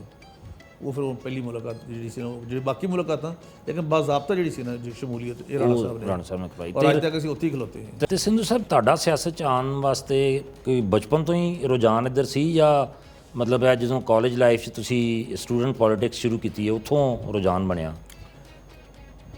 ਇਹ ਜ਼ਰੂਰੀ ਨਹੀਂ ਹੁੰਦਾ ਕਿ ਸਿਆਸਤ ਹੋਏ, ਬਚਪਨ ਦੇ ਵਿੱਚ ਇਹ ਹੁੰਦਾ ਸੀ ਕਿ ਮਨੀਟਰ ਬਣੀਏ। ਅੱਛਾ। ਸਕੂਲ ਦੇ ਜਾਂ ਅੱਗੇ ਸਾਡੇ ਸਕੂਲ 'ਚ PT ਹੁੰਦੀ ਸੀ, ਡਰਿਲ ਜਿਹਨੂੰ ਕਹਿੰਦੇ ਨੇ ਜੀ ਜੀ, ਉਹ ਕਰਵਾਈ, ਅੱਗੇ ਖਲੋ ਕੇ ਤਰਾਨਾ ਪੜ੍ਹੀਏ, ਅੱਲਾਮਾ ਇਕਬਾਲ ਦੀ ਪੜ੍ਹੀ, ਉਹ ਲੱਭ ਆਤੀ ਹੈ ਦੁਆ ਬਣ ਕੇ ਤਮੰਨਾ ਮੇਰੀ, ਉਹ ਪੜ੍ਹੀਏ, ਅੱਗੇ ਖਲੋ ਕੇ ਨਮਾਇਆ ਹੋਣਾ। ਇਹੋ ਹੀ ਸਿਆਸਤ ਹੁੰਦੀ ਬੇਸਿਕਲੀ ਨਾ, ਕਿ ਤੁਸੀਂ ਥੋੜ੍ਹਾ ਜਿਹਾ ਲੋਕਾਂ ਨੂੰ ਅੱਡ ਹੋ ਕੇ ਵੱਖਰੇ ਹੋ ਕੇ ਚੱਲੋ। ਉਹ ਫਿਰ ਉਹ ਚੀਜ਼ਾਂ ਅੱਗੇ ਫਿਰ ਦੂਸਰੀ ਅਮਲੀ ਸਿਆਸਤ 'ਚ ਬਦਲ। ਤੁਸੀਂ ਜਿਹਦਾ ਵੀ ਫੋਲ ਕੇ ਵੇਖ ਲਓ ਆਪਣਾ ਪਿਛਵਾੜਾ, ਤਾਂ ਤੁਹਾਨੂੰ ਇਹ ਨਜ਼ਰ ਆਏਗਾ ਕਿ ਉਹ ਬਚਪਨ ਦੇ ਵਿੱਚ ਹੀ ਇਹ ਜਿਹੜੇ ਉਹ ਕਹਿੰਦੇ ਸੂਲਾਂ ਜੰਮਦੀਆਂ ਦਿਖੀਆਂ ਹੋਈਆਂ ਨੇ, ਇਹ ਉੱਥੋਂ ਸ਼ੁਰੂ ਹੋ ਜਾਂਦਾ। ਬਿਲਕੁਲ ਸਹੀ ਹੈ। ਨਾਜ਼ਰੀਨ, ਸਿੰਧੂ ਸਾਹਿਬ ਨਾਲ ਗੁਫ਼ਤਗੂ ਦਾ ਸਿਲਸਿਲਾ ਜਾਰੀ ਹੈ। ਇੱਥੇ ਵੇਲਾ ਹੋਇਆ ਇੱਕ ਮੁਕਤਸਰ ਜੇ ਵਕਫੇ ਦਾ, ਤੇ ਵਕਫੇ ਤੋਂ ਬਾਅਦ ਦੁਬਾਰਾ ਹਾਜ਼ਰ ਹੋਣੇ ਹਾਂ।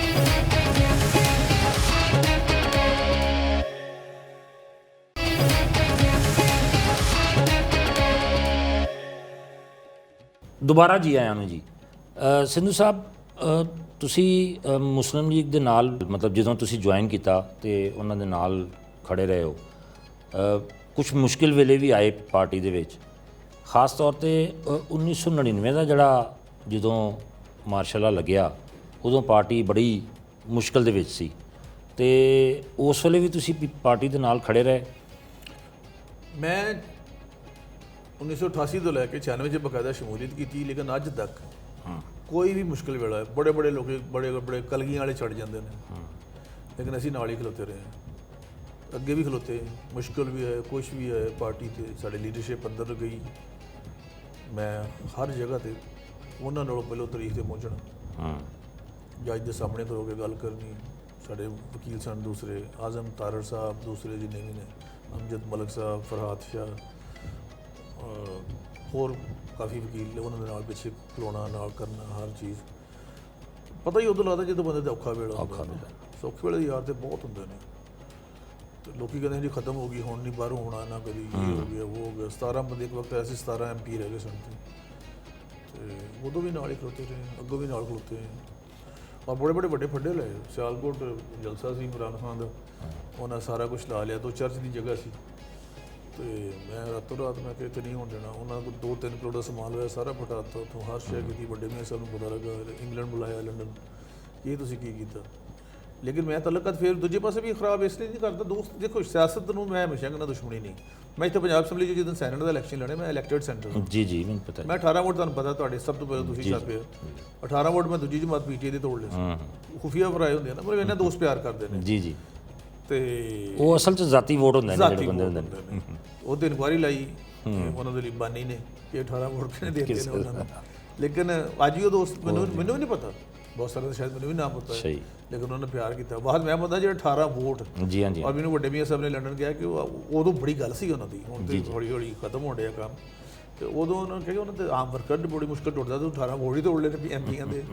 ਹਾਲਾਂਕਿ ਮੈਂ ਜ਼ਿੰਦਗੀ ਦੇ ਵਿੱਚ ਕਦੀ 1 ਰੁਪਏ ਦਾ ਰਵਾਦਾ ਨਹੀਂ ਕਿ ਮੈਂ ਕਿਸੇ ਨੂੰ ਦਿੱਤਾ ਹੋਵੇ, ਇਸ ਵੱਲ ਨਾ ਮੇਰੇ ਕੋਲ ਹੈ ਹੀ ਨਹੀਂ ਇਹ ਚੀਜ਼। ਬਿਲਕੁਲ ਸਹੀ। ਨਾ ਇਹ ਗੱਲਾਂ ਹੀ। ਅੱਛਾ, ਤੁਸੀਂ ਮੀਆਂ ਸ਼ਹਬਾਜ਼ ਸ਼ਰੀਫ ਸਾਹਿਬ ਦੇ ਨਾਲ ਬੜਾ ਤਵੀਲ ਅਰਸੇ ਤੋਂ ਕੰਮ ਕੀਤਾ, ਤੇ ਕੀ ਸਮਝਦੇ ਹੋ ਕਿਸ ਤਰ੍ਹਾਂ ਦੇ ਆਦਮੀ ਨੇ? ਬੜੇ ਉਹਨਾਂ ਦੇ ਬਾਰੇ 'ਚ ਆਮ ਤੌਰ 'ਤੇ ਤਾਸੁਰ ਰਹੀ ਹੈ ਕਿ ਬੜੇ ਸਖਤਗੀਰ ਆਦਮੀ ਨੇ। ਨਹੀਂ, ਸਖਤ ਨਹੀਂ। ਇੱਕ ਰਿਆਜ਼ ਮੈਂ ਤੁਹਾਨੂੰ ਇੱਕ ਮਿਸਾਲ ਦੇਣਾ ਉਹਨਾਂ ਦੀ ਜ਼ਾਤੀ ਜ਼ਿੰਦਗੀ ਦੀ। ਮੈਂ ਇੱਥੇ ਸੀ ਜਦੋਂ ਕਮ ਸੇ ਕਮ ਕੁਝ 54 ਬੰਦਿਆਂ ਦੇ ਕਿਡਨੀ ਬਦਲਵਾਣੇ ਸਨ ਮੁਖਤਲਿਫ ਔਕਾਤ 'ਚ। ਉਹਨਾਂ ਕੋਲ ਕੋਈ ਦਰਖਾਸਤ ਗਈ ਤੇ ਭਾਵੇਂ 50 ਲੱਖ ਲੱਗਾ ਭਾਵੇਂ ਕਰੋੜ ਲੱਗਾ, ਉਹਨਾਂ ਚੁੱਪ ਕਰਕੇ ਕਰ ਦੇਣਾ ਕੰਮ ਕਿ ਨਹੀਂ ਯਾਰ ਕਿਸੇ ਦੀ ਜਾਨ ਬਚ ਜਾਵੇ। ਹਾਂ, ਇੰਤਜ਼ਾਮੀ ਲਿਹਾਜ਼ ਨਾਲ ਬਹੁਤ ਸਖਤ ਨੇ। ਮਤਲਬ ਉਹ ਚਾਹੁੰਦੇ ਨੇ ਕਿ ਕੰਮ ਹੋਣਾ ਚਾਹੀਦਾ ਮੈਰਿਟ ਤੇ ਜਿਹਦੇ ਵਿੱਚ ਉਹ ਬਹੁਤ ਵਾਰੀ ਵੱਡੇ ਮੀਆਂ ਸਾਹਿਬ ਜਿਹੜੇ ਨੇ ਉਹ ਹੋਰ ਹਿਸਾਬ ਦੇ ਨੇ, ਉਹ ਮੁਹੱਬਤ ਵੀ ਕਰਦੇ ਨੇ ਤੇ ਲੇਕਿਨ ਕਿਸੇ ਨੂੰ ਇਸ ਲੈਵਲ ਤੇ ਨਹੀਂ ਕਰਦੇ। ਲੇਕਿਨ ਮੈਂ ਗੱਲ ਨਹੀਂ ਭੁੱਲਦੇ ਉਹ ਵੀ, ਨਾ ਸ਼ਹਬਾਜ਼ ਸ਼ਰੀਫ ਸਾਹਿਬ ਵੀ ਭੁੱਲਦੇ ਨੇ, ਭੁੱਲਣੀ ਵੀ ਨਹੀਂ ਚਾਹੀਦੀ ਗੱਲ। ਜੀ ਜੀ, ਕੋਈ ਵੀ ਨਹੀਂ ਭੁੱਲਦਾ ਬਲਕਿ। ਲੇਕਿਨ ਇਹ ਹੈ ਕਿ ਬਹੁਤ ਅੱਛਾ ਇੰਤਜ਼ਾਮ ਪੰਜਾਬ ਦੇ ਵਿੱਚ ਸਨ। ਜਿਵੇਂ ਹੁਣ ਮੈਡਮ ਤੇ ਬਹੁਤ ਜ਼ਿਆਦਾ ਉਹਨਾਂ ਦੇ ਲੈਗੇਸੀ ਨੂੰ ਵਧਾਇਆ, ਅੱਗੇ ਲੈ ਗਏ ਨੇ ਸੀਐਮ ਸਾਹਿਬ। ਸ਼ਹਬਾਜ਼ ਸ਼ਰੀਫ ਸਾਹਿਬ ਬਹੁਤ ਜਿਹਨੂੰ ਕਹਿੰਦੇ ਨੇ ਅੱਛਾ ਮੁੰਤਜ਼ਮ ਆਲਾ ਹੋਣਾ, ਉਹਦੇ ਵਿੱਚ ਉਹ ਕਹਿੰਦੇ ਕਿ ਕੰਮ ਜਿਹੜਾ ਉਹ ਮੈਰਿਟ ਤੇ ਹੋਵੇ ਔਰ ਟਾਈਮ ਦੇ ਨਾਲ ਹੋਵੇ। ਕਦੀ ਕੋਈ ਤੁਹਾਡੇ ਨਾਲ ਕੋਈ ਨਾਰਾਜ਼ਗੀ ਦਾ ਇਜ਼ਹਾਰ ਕੀਤਾ ਹੋਵੇ ਡਿਊਰਿੰਗ ਤੁਹਾਡੀ ਕਾਰਕਰਦਗੀ ਜੋ ਵਜ਼ਾਰਤ ਦੇ ਦੌਰ 'ਚ? ਜੀ ਇੱਕ ਵਾਰੀ ਹੋਇਆ ਸੀ, ਤੁਹਾਨੂੰ ਪਤਾ ਹੀ ਹੈ, ਵਜ਼ੀਰ ਸਿਹਤ ਸਮੇਂ। ਜੀ ਹਾਂ। ਗੱਲ ਵੀ ਕੋਈ ਨਹੀਂ, ਕੋਈ ਸਾਡੀ ਇੰਤਹਾਈ ਕਾਬਲੇ ਇਤਰਾਮ ਭੈਣ ਸਨ, ਮੈਂ ਨਾਂ ਨਹੀਂ ਲੈਣਾ ਉਹਨਾਂ ਦਾ ਵੀ। ਉਹ ਕੈਬਨਿਟ ਕਮੇਟੀ ਦੇ ਵਿੱਚ ਉਹਦਾ ਨਾਂ ਕੋਈ ਨਹੀਂ ਸੀ। ਤੇ ਸੀਐਮ ਸਾਹਿਬ ਨੇ ਗੁੱਸਾ ਕੀਤਾ ਕਿ ਤੁਸੀਂ ਇਹਨਾਂ ਨੂੰ ਬੁਲਾਇਆ ਕੋਈ ਨਹੀਂ। ਮੈਂ ਕਿਹਾ ਜੀ ਨਾਂ ਤੁਸੀਂ ਦੇਣਾ ਸੀ ਕੈਬਨਿਟ ਕਮੇਟੀ 'ਚ, ਮੈਂ ਤਾਂ ਨਹੀਂ ਸੀ ਦੇਣਾ। ਤੇ ਜਦੋਂ ਤੁਹਾਡੇ ਵੱਲੋਂ ਨਾਂ ਨਹੀਂ ਹੈ ਤੇ ਮੇਰੀ ਕੋਈ ਕੀ ਇਖਤਿਆਰ ਹੈ ਕਿ ਮੈਂ ਜਿਹਦਾ ਤੁਸੀਂ ਨਾਂ ਨਾ ਦਿਓ ਮੈਨੂੰ ਬੁਲਾਵਾਂ? ਉਹਨਾਂ ਕਿਹਾ ਤੁਹਾਨੂੰ ਕੀਮਤ ਦੇਣੀ ਪਏਗੀ ਇਹਦੀ। ਗੁੱਸੇ 'ਚ ਸੀ, ਮੈਨੂੰ ਨਹੀਂ ਪਤਾ ਉਹ ਕਾਹਦਾ ਗੁੱਸਾ ਸੀ। ਮੈਂ ਫਿਰ ਵਜ਼ਾਰਤ ਸਿਹਤ ਤੋਂ ਅਸਤੀਫਾ ਦੇ ਦਿੱਤਾ ਸੀ ਜੀ, ਆਹੀ ਕੀਮਤ ਹੋ ਸਕਦੀ, ਇਸ ਤੋਂ ਅੱਗੇ ਕੋਈ ਕੀਮਤ ਨਹੀਂ। ਬਲਕਿ ਮੈਂ ਬਤੌਰ ਵਜ਼ੀਰ ਅਸਤੀਫਾ ਦੇ ਦਿੱਤਾ ਸੀ। ਸਿੰਧੂ ਸਾਹਿਬ, ਤੁਸੀਂ ਕਿੰਨੀ ਦਫਾ ਵਜ਼ੀਰ ਦੇ ਉਹਦੇ ਤੇ ਰਹੇ ਹੋ ਜੀ? ਰਲਾ ਮਿਲਾ ਕੇ 4 ਵਾਰੀ ਰਹੇ ਜੀ। 4 ਦਫਾ ਰਹੇ। ਅੱਛਾ, ਤੁਸੀਂ ਬਾਖਤਿਆਰ ਵਜ਼ੀਰ ਸੋ ਜੀ? ਬਿਲਕੁਲ। ਅੱਜ ਤੱਕ ਕਦੀ ਮੇਰੇ ਚੀਫ ਮਿਨਿਸਟਰ ਨੇ, ਈਵਨ ਮਰੀਮ ਸਾਹਿਬਾ ਨੇ, ਜਿਹੜੀ ਵੀ ਅਸੂਲ ਤੇ ਗੱਲ ਹੋਵੇ, ਗੱਲ ਗਲਤ ਨਾ ਹੋਵੇ, ਕਦੀ ਨਹੀਂ ਮਤਲਬ ਟੋਕਿਆ ਕਿਸੇ ਕੰਮ ਦੇ ਵਿੱਚ ਕਿ ਤੁਸੀਂ ਉਹ ਕਹਿੰਦੇ ਕਿ ਤੁਸੀਂ ਖੁਦ ਜ਼ਿੰਮੇਦਾਰ ਜੀ। ਬਿਲਕੁਲ ਸਹੀ। ਈਵਨ ਸ਼ਹਬਾਜ਼ ਸ਼ਰੀਫ ਸਾਹਿਬ ਕਹਿੰਦੇ ਹੁੰਦੇ ਸਨ ਕਿ ਅਗਰ ਕਦੀ ਟ੍ਰਾਂਸਫਰ ਕਰਨੀ ਹੈ ਤੇ ਹਾਲਾਂਕਿ ਪੰਜਾਬ ਦੇ ਵਿੱਚ ਇੱਕ ਸੈਕਟਰੀ ਦੀ ਜ਼ਿਆਦਾ ਜ਼ਿੰਮੇਵਾਰੀ ਹੁੰਦੀ ਜੀ ਜੀ, ਲੇਕਿਨ ਕਹਿੰਦੇ ਨੇ ਕਿ ਮਿਨਿਸਟਰ ਦੀ ਮਰਜ਼ੀ ਤੋਂ ਬਗੈਰ ਕੰਮ ਨਹੀਂ ਕਰਦਾ। ਅੱਛਾ ਸਿੰਧੂ ਸਾਹਿਬ, ਤੁਸੀਂ ਆਪਣੇ ਦੌਰੇ ਵਜ਼ਾਰਤ ਦੇ ਵਿੱਚ ਮੈਂ ਉਹ ਵਜ਼ੀਰੇ ਜਿਹੜੀ ਸਿਹਤ ਦਾ ਦੌਰ ਹੈ ਨਾ ਉਹਨੂੰ ਅਗਰ ਸਾਈਡ ਤੇ ਰੱਖਾਂ ਤੇ ਜਿਹੜੇ ਬਾਕੀ ਤੁਹਾਡਾ ਵਜ਼ਾਰਤਾਂ ਦਾ ਦੌਰ ਹੈ ਉਸ ਦੌਰ 'ਚ ਤੁਸੀਂ ਕੋਈ ਐਸੀ ਤੁਹਾਡੀ ਜਿਹੜੀ ਅਚੀਵਮੈਂਟ ਹੈ ਜਿਹੜੀ ਮਤਲਬ ਸਭ ਤੋਂ ਜ਼ਿਆਦਾ ਲੋਕਾਂ ਨੂੰ ਯਾਦ ਹੈ ਅੱਜ ਤੱਕ? 5% ਕੋਟੇ ਨੂੰ ਜਿਹੜਾ ਸ਼ਹਬਾਜ਼ ਭੱਟੀ ਸਾਹਿਬ ਨੇ ਮਨਜ਼ੂਰ ਕਰਾਇਆ ਸੀ ਜੀ ਜੀ ਮਰਕਜ਼ ਤੋਂ, ਇੱਥੇ ਉਹਨੂੰ ਮੈਂਡੇਟਰੀ ਕਰਨਾ ਕਿ ਲਾਜ਼ਮੀ ਰਹੇਗਾ, ਪਹਿਲਾਂ ਨਹੀਂ ਸੀ ਉਹਦੇ ਵਿੱਚ, ਉਹ ਕਰਵਾਇਆ ਸ਼ਹਬਾਜ਼ ਸ਼ਰੀਫ ਸਾਹਿਬ ਦੀ ਮਿਹਰਬਾਨੀ। ਸਿੱਖ ਮੈਰਿਜ ਐਕਟ ਬਿੱਲ ਪਾਸ ਕਰਾਇਆ, Hindu marriage act bill pass ਕਰਾਇਆ, ਹਿਊਮਨ ਰਾਈਟਸ ਪਾਲਿਸੀ ਮਨਜ਼ੂਰ ਕਰਵਾਈ, ਮਜ਼ਹਬੀ ਹਮਾਂਗੀ ਦੀ ਪਾਲਿਸੀ ਮਨਜ਼ੂਰ ਕਰਵਾਈ। ਇਸ ਤੋਂ ਇਲਾਵਾ ਜੇਲ੍ਹਾਂ ਦੇ ਵਿੱਚ ਜਿਹੜੇ ਕੈਦੀ ਨੇ ਉੱਥੇ ਜਿਹੜੇ ਸਾਡੇ ਮੁਸਲਿਮ ਭਰਾ ਨੇ ਅਗਰ ਉਹ ਕੁਰਾਨ ਪਾਕ ਹਿਫਜ਼ ਕਰਦੇ ਨੇ ਤੇ ਉਹਨਾਂ ਨੂੰ 6 ਮਹੀਨੇ ਕੈਦ ਦੀ ਮਾਫੀ ਮਿਲਦੀ ਹੈ। ਉਹ ਬਾਕੀ ਲੋਕਾਂ ਲਈ ਕਰਾਇਆ ਜਿਹੜੇ ਨਾਨ ਮੁਸਲਿਮ ਨੇ ਕਿ ਅਗਰ ਇਹ ਵੀ ਆਪਣੇ ਮਜ਼ਹਬ ਦਾ ਇਮਤਿਹਾਨ ਪਾਸ ਕਰਨ, ਹਿਫਜ਼ ਤਾਂ ਨਹੀਂ ਕਰ ਸਕਦੇ, ਤੇ ਇਹਨਾਂ ਨੂੰ ਵੀ 6 ਮਹੀਨੇ ਕੈਦ ਦੀ ਮਾਫੀ ਦਿੱਤੀ ਜਾਏ, ਉਹ ਕਰਾਇਆ। ਪਾਦਰੀਆਂ ਦਾ ਜਿਹੜਾ ਚਰਚ ਆ ਉੱਥੇ ਜਾ ਕੇ ਆਪਣਾ ਜਾਣਾ ਤੇ ਜੇਲ੍ਹਾਂ ਦੇ ਵਿੱਚ ਉਹ ਕੈਦੀਆਂ ਨੂੰ ਤਾਲੀਮ ਜਿਹੜੀ ਮਜ਼ਹਬੀ ਤਾਲੀਮ ਜਿਸ ਤਰ੍ਹਾਂ ਮੁਸਲਿਮ ਭੈਣ ਭਰਾਵਾਂ ਨੂੰ ਮਿਲਦੀ ਹੈ। ਇਸ ਤੋਂ ਇਲਾਵਾ ਅਸੀਂ ਪਹਿਲਾਂ ਜਿਸ ਤਰ੍ਹਾਂ ਰਮਜ਼ਾਨ ਬਾਜ਼ਾਰ ਲੱਗਦੇ ਨੇ, ਮੈਂ ਨਵਾਂ ਆਈਡੀਆ ਦਿੱਤਾ ਸੀ ਕ੍ਰਿਸਮਸ ਬਾਜ਼ਾਰ, ਉਹ ਲਵਾਉਣੇ ਸ਼ੁਰੂ ਕੀਤੇ। ਫਿਰ ਜਿਹੜੇ ਐਜੂਕੇਸ਼ਨ ਦੇ ਅਦਾਰੇ ਨੇ ਇਹਨਾਂ ਦੇ ਵਿੱਚ ਕੋਟਾ ਜਿਹੜਾ ਵੀ ਉਹ ਕਰਵਾਇਆ। ਇਸ ਤੋਂ ਇਲਾਵਾ ਐਫਸੀ ਕਾਲਜ ਨੂੰ ਚਾਰਟਰਡ ਯੂਨੀਵਰਸਿਟੀ ਦਾ ਦਰਜਾ ਦਵਾਇਆ। ਜੀ ਜੀ ਜੀ। ਤੇ ਇਹ ਮੈਨੂੰ ਜ਼ਿਆਦਾ ਪਸੰਦ ਹੈ ਜੀ ਅਸਲ 'ਚ ਬੇਸਿਕਲੀ ਤਰੱਕੀਆਤੀ ਕੰਮ ਤੇ ਸਾਰਿਆਂ ਨੇ ਕਰਾਉਣੇ ਹੁੰਦੇ ਨੇ, ਬਜਟ ਮਿਲਦਾ, ਲੇਕਿਨ ਜਦੋਂ ਤੁਸੀਂ ਕੋਈ ਪਾਲਿਸੀ ਬਣਾਉਂਦੇ ਜੇ ਜਾਂ ਮਜ਼ਲੂਮ ਦੀ ਗੱਲ ਕਰਦੇ ਜੇ ਨਾ ਜਿਹੜੀ ਦੇਰ ਬਾਅਦ ਚੱਲਦੀ ਰਹੇ, ਹਾਂ GSP ਪਲੱਸ ਸਟੇਟਸ ਦੇ ਵਾਸਤੇ ਮੇਰੀ ਅੱਜ ਵੀ ਬੜੀ ਕੋਸ਼ਿਸ਼ ਹੈ ਕਿ ਪਾਕਿਸਤਾਨ ਨੂੰ ਮਿਲੇ, ਅੱਗੇ ਵੀ ਬੜੀ ਕੋਸ਼ਿਸ਼ ਸੀ। ਜੀ ਜੀ ਤੇ ਇਹ ਚੀਜ਼ਾਂ ਕਿਤੇ ਨਾ ਕਿਤੇ ਤੇ ਨੋਟ ਹੋ ਰਹੀਆਂ ਹੁੰਦੀਆਂ ਜੀ ਜੀ ਜੀ ਇਹ ਬਾਜ਼ਾਰ ਮਤਲਬ ਆਮ ਤੌਰ ਤੇ ਦੇਖਿਆ ਗਿਆ ਹੈ ਕਿ ਜਿਹੜੇ ਵਜ਼ੀਰ ਹੁੰਦੇ ਨੇ ਉਹ ਜ਼ਿਆਦਾਤਰ ਤਰੱਕੀਆਤੀ ਕੰਮਾਂ 'ਚ ਜਾਂ ਫਿਰ ਹਲਕੇ ਦੇ ਲੋਕਾਂ ਦੇ ਵਾਸਤੇ ਮਤਲਬ ਉਹ ਲੱਗੇ ਫਿਰਦੇ ਨੇ, ਲੇਕਿਨ ਅਸੀਂ ਤੁਹਾਡੇ ਬਾਰੇ 'ਚ ਦੇਖਿਆ ਕਿ ਤੁਸੀਂ ਅਸੈਂਬਲੀ ਦੇ ਅੰਦਰ ਜ਼ਿਆਦਾ ਮਤਲਬ ਗੱਲ ਕਰਦੇ ਹੋ। ਦੇਖੋ ਗੱਲ ਹੋਣੀ ਚਾਹੀਦੀ ਹੈ ਨਾ, ਮੈਂ ਅੱਗੇ ਵੀ ਇੱਕ ਗੱਲ ਕਰਨ ਡਿਆ ਸੀ ਫੰਕਸ਼ਨ ਤੇ ਕਿ ਕੱਚੀ ਜਿਹੜੀ ਸੜਕ ਹੈ ਨਾ ਪੱਕੀ ਉਹਨੂੰ ਬਣਾ ਦੋਗੇ 2-3 ਸਾਲ ਬਾਅਦ ਟੁੱਟ ਜਾਣੀ ਹੈ। ਅਗਰ ਕੋਈ ਪਾਲਿਸੀ ਐਸੀ ਬਣ ਜਾਵੇ, ਕੋਈ ਕੰਮ ਐਸਾ ਬਿੱਲ ਪਾਸ ਹੋ ਜਾਵੇ ਜਿਹੜਾ ਸਾਰੀ ਉਮਰ ਯਾਦ ਰਹੇ ਲੋਕਾਂ ਨੂੰ, ਔਰ ਉਹ ਸ਼ਾਮਾਂ ਅਸਲ 'ਚ ਯਾਦ ਰਹਿਣੀਆਂ ਚਾਹੀਦੀਆਂ ਨੇ। ਲੇਕਿਨ ਇਹ ਨਹੀਂ ਕਿ ਉਹ ਕੰਮ ਨਹੀਂ ਕੀਤੇ, ਉਹ ਜਿਹੜਾ ਬਜਟ ਮਿਲਦਾ ਸੀ ਉਹ ਵੀ ਲਾਈਦਾ ਸੀ ਸਾਰੇ, ਜਿੰਨਾ ਵੀ ਸਾਨੂੰ ਸਾਰਿਆਂ ਨੂੰ ਮਿਲਦਾ ਸੀ ਬਿਲਕੁਲ ਸਹੀ, ਉਹ ਵੀ ਨਾਲ ਜਾਰੀ ਰੱਖਿਆ।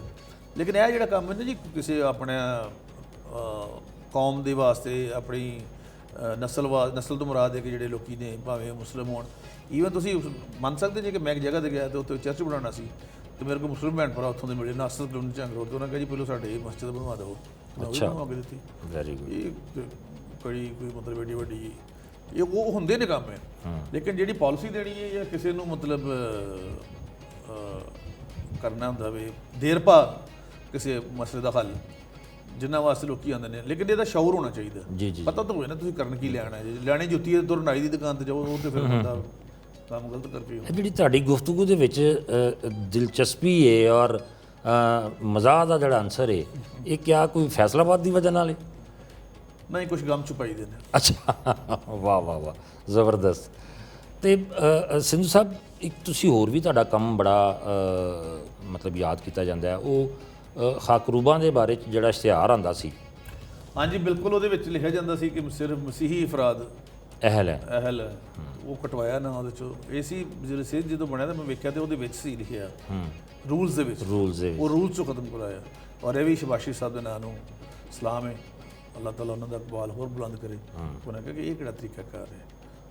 ਫਿਰ ਉਸ ਤੋਂ ਬਾਅਦ ਸੁਪਰੀਮ ਕੋਰਟ ਨੇ ਫੈਸਲਾ ਦਿੱਤਾ ਕਿ ਆਹ ਰੀਸੈਂਟ ਹੋਣਾ ਫੈਸਲਾ ਆਇਆ ਕਿ ਇਹ ਨਹੀਂ ਲਿਖਣਾ ਚਾਹੀਦਾ, ਹਾਲਾਂਕਿ ਅਸੀਂ ਪਹਿਲਾਂ ਹੀ ਖਤਮ ਕਰ ਦਿੱਤਾ ਸੀ। ਔਰ ਇਹ ਮੁਸਲਿਮ ਲੀਗ ਨੂਨ ਦੀ ਗਵਰਨਮੈਂਟ ਨੂੰ ਜਾਂਦਾ ਵੇ ਕ੍ਰੈਡਿਟ। ਮਤਲਬ ਇਹ ਕੀ ਹੈ, ਇਨਸਾਨ ਦੇਖੋ ਨਾ, ਇੱਕ ਬੰਦਾ ਮੋਚੀ ਤੇ ਮੋਚੀ ਉਹਦੀ ਜ਼ਾਤ ਹੈ, ਨਹੀਂ ਉਹਦਾ ਪੇਸ਼ਾ ਵੇ। ਬਿਲਕੁਲ ਸਹੀ। ਅਸੀਂ ਜਿਹੜੇ ਜ਼ਾਤਾਂ ਨੇ ਉਹਨਾਂ ਨੂੰ ਪੇਸ਼ੇ ਨੇ, ਉਹਨਾਂ ਨੂੰ ਜ਼ਾਤਾ ਬਣਾ ਲਿਆ, ਨਾਈਆਂ ਦਾ ਮੁੰਡਾ ਜੀ, ਹਲਵਾਰਾ ਦਾ ਮੁੰਡਾ। ਨਹੀਂ, ਇਹ ਤੇ ਆਮ ਚੀਜ਼ਾਂ ਨੇ, ਕਿਉਂਕਿ ਨਬੀ ਕਰੀਮ ਸੱਲੱਲਾਹੁ ਅਲੈहि ਵਸੱਲਮ ਨੇ ਫਰਮਾਇਆ ਕਿ ਕਿਸੇ ਨੂੰ ਕਿਸੇ ਦੀ ਬਰਤਰੀ ਹਾਸਲ ਹੀ ਕੋਈ ਨਹੀਂ ਗੀ ਬੇਸ਼ੱਕ ਸਵਾਏ ਤਕਵਾ ਤੋਂ ਇਲਾਵਾ। ਔਰ ਇਹ ਗੱਲ ਮੈਂ 4 ਦਫਾ ਅਕਵਾਮੇ ਮੁਤੱਹਿਦਾ ਜੀ ਵੀ ਇਹ ਖੁਤਬਾ ਪੇਸ਼ ਕੀਤਾ। ਅੱਛਾ, ਹਾਂਜੀ, ਖੁਤਬਾ ਹਜਤੁਲ ਵਦਾ 4 ਦਫਾ। ਇਹ ਤੁਹਾਡੀ ਕੋਈ ਖੁਸੂਸੀ ਦਸਤਰਸ ਤੇ ਇਸ ਚੀਜ਼ ਦੇ ਉੱਤੇ ਕਿ ਤੁਸੀਂ ਤੁਹਾਨੂੰ ਅਹਾਦੀਸ ਵੀ ਯਾਦ ਨੇ ਮਾਸ਼ਾਅੱਲਾ, ਤੁਸੀਂ ਬੜੀ ਅਹਾਦੀਸ ਨੂੰ ਕੋਟ ਕਰਦੇ ਹੋ ਮੁਖਤਲਿਫ ਜਗ੍ਹਾ ਤੇ ਗੁਫ਼ਤਗੂ ਕਰਨ ਦੇ ਦੌਰਾਨ, ਤੇ ਇਹ ਤੇ ਤੁਸੀਂ ਬਕਾਇਦਾ ਮਤਲਬ ਇਹਦੀ ਇਲਮ ਹਾਸਲ ਕੀਤਾ ਬਕਾਇਦਾ? ਜੀ ਮੈਂ ਪੜ੍ਹਨਾ ਵਾ, ਅੱਜ ਵੀ ਬਹੁਤ ਪੜ੍ਹਨਾ, ਮੈਂ ਟਾਈਮ ਕੱਢ ਕੇ ਕੋਈ ਨਾ ਕੋਈ ਕਿਤਾਬ ਜ਼ਰੂਰ ਪੜ੍ਹਨੀ ਹੁੰਦੀ। ਅੱਛਾ, ਇਹ ਆਦਤ ਨਹੀਂ ਗਈ। ਕੁਰਾਨ ਪਾਕ ਮੈਂ 4 ਦਫਾ ਪੜ੍ਹਿਆ ਬਾਅਦ ਤਰਜਮਾ। ਵਾਹ ਵਾਹ। ਤੇ ਮਤਲਬ ਕਿਸੇ ਜਗ੍ਹਾ ਤੇ ਕੋਈ ਉਹ ਨਹੀਂ, ਨਫ਼ਰਤ ਵਾਲੀ ਗੱਲ ਨਹੀਂ, ਕੋਈ ਐਸੀ ਗੱਲ ਨਹੀਂ।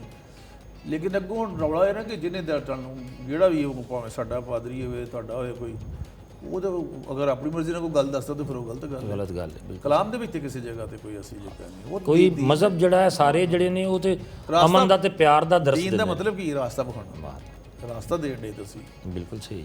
ਔਰ ਫਿਰ ਮਤਲਬ ਫਿਰ ਉਸ ਨਬੀ ਕਰੀਮ ਸੱਲੱਲਾਹੁ ਅਲੈहि ਵਸੱਲਮ ਜਿਨ੍ਹਾਂ ਨੇ ਆਪਣੇ ਮਤਲਬ ਮਿਹਨਤਾਂ ਕਰਕੇ ਮਜ਼ਦੂਰੀਆਂ ਕਰਕੇ ਹਿਜਰਤ ਕੀਤੀ ਤੇ ਰੱਬ ਦਾ ਦੀਨ ਅੱਗੇ ਫੈਲਾਇਆ। ਦੀਨ ਜਿਹੜਾ ਉਹ ਮੁਹੱਬਤ ਹੀ ਹੈ, ਸਾਰਾ ਕੁਝ ਹੀ ਹੈ। ਉਹ ਮਜ਼ਹਬ ਕਿਸੇ ਨੂੰ ਬੈਰ ਨਹੀਂ ਸਿਖਾਉਂਦਾ ਇੱਕ ਦੂਜੇ ਨਾਲ, ਬਿਲਕੁਲ ਸਹੀ, ਦੁਸ਼ਮਣੀ ਨਹੀਂ ਸਿਖਾਉਂਦਾ। ਬਿਲਕੁਲ ਸਹੀ ਜੀ। ਅਜਮਲ ਸਤਾਰ ਸਾਹਿਬ, ਇਹ ਗੱਲਬਾਤ ਚੱਲਦੀ ਰਹਿਣੀ, ਕਦੀ ਜਦੋਂ ਤੱਕ ਜੂਨੇ ਮੁੱਕਣੀਆਂ ਨਹੀਂ ਗਈਆਂ।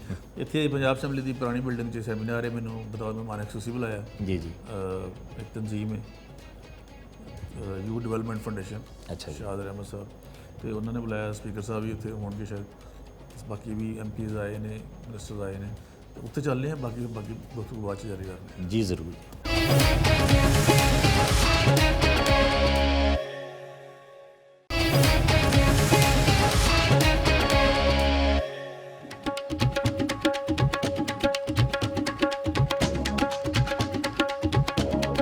ਤਕਰੀਬ ਤੋਂ ਫਾਰਗ ਹੋ ਕੇ ਖਲੀਲ ਤਾਹਿਰ ਸਿੰਧੂ ਦੇ ਚੈਂਬਰ ਦਾ ਰੁਖ ਕੀਤਾ, ਜਿੱਥੇ ਪਹੁੰਚਣ ਤੇ ਉਹਨਾਂ ਦੇ ਵਕੀਲ ਸਾਥੀਆਂ ਨੇ ਸਾਡਾ ਇਸਤਕਬਾਲ ਕੀਤਾ। ਖਲੀਲ ਤਾਹਿਰ ਸਿੰਧੂ ਨੇ ਆਪਣੇ ਚੈਂਬਰ ਵਿੱਚ ਕੰਮ ਨਿਪਟਾਏ ਔਰ ਸਾਡੇ ਨਾਲ ਗੱਲਬਾਤ ਵੀ ਕੀਤੀ।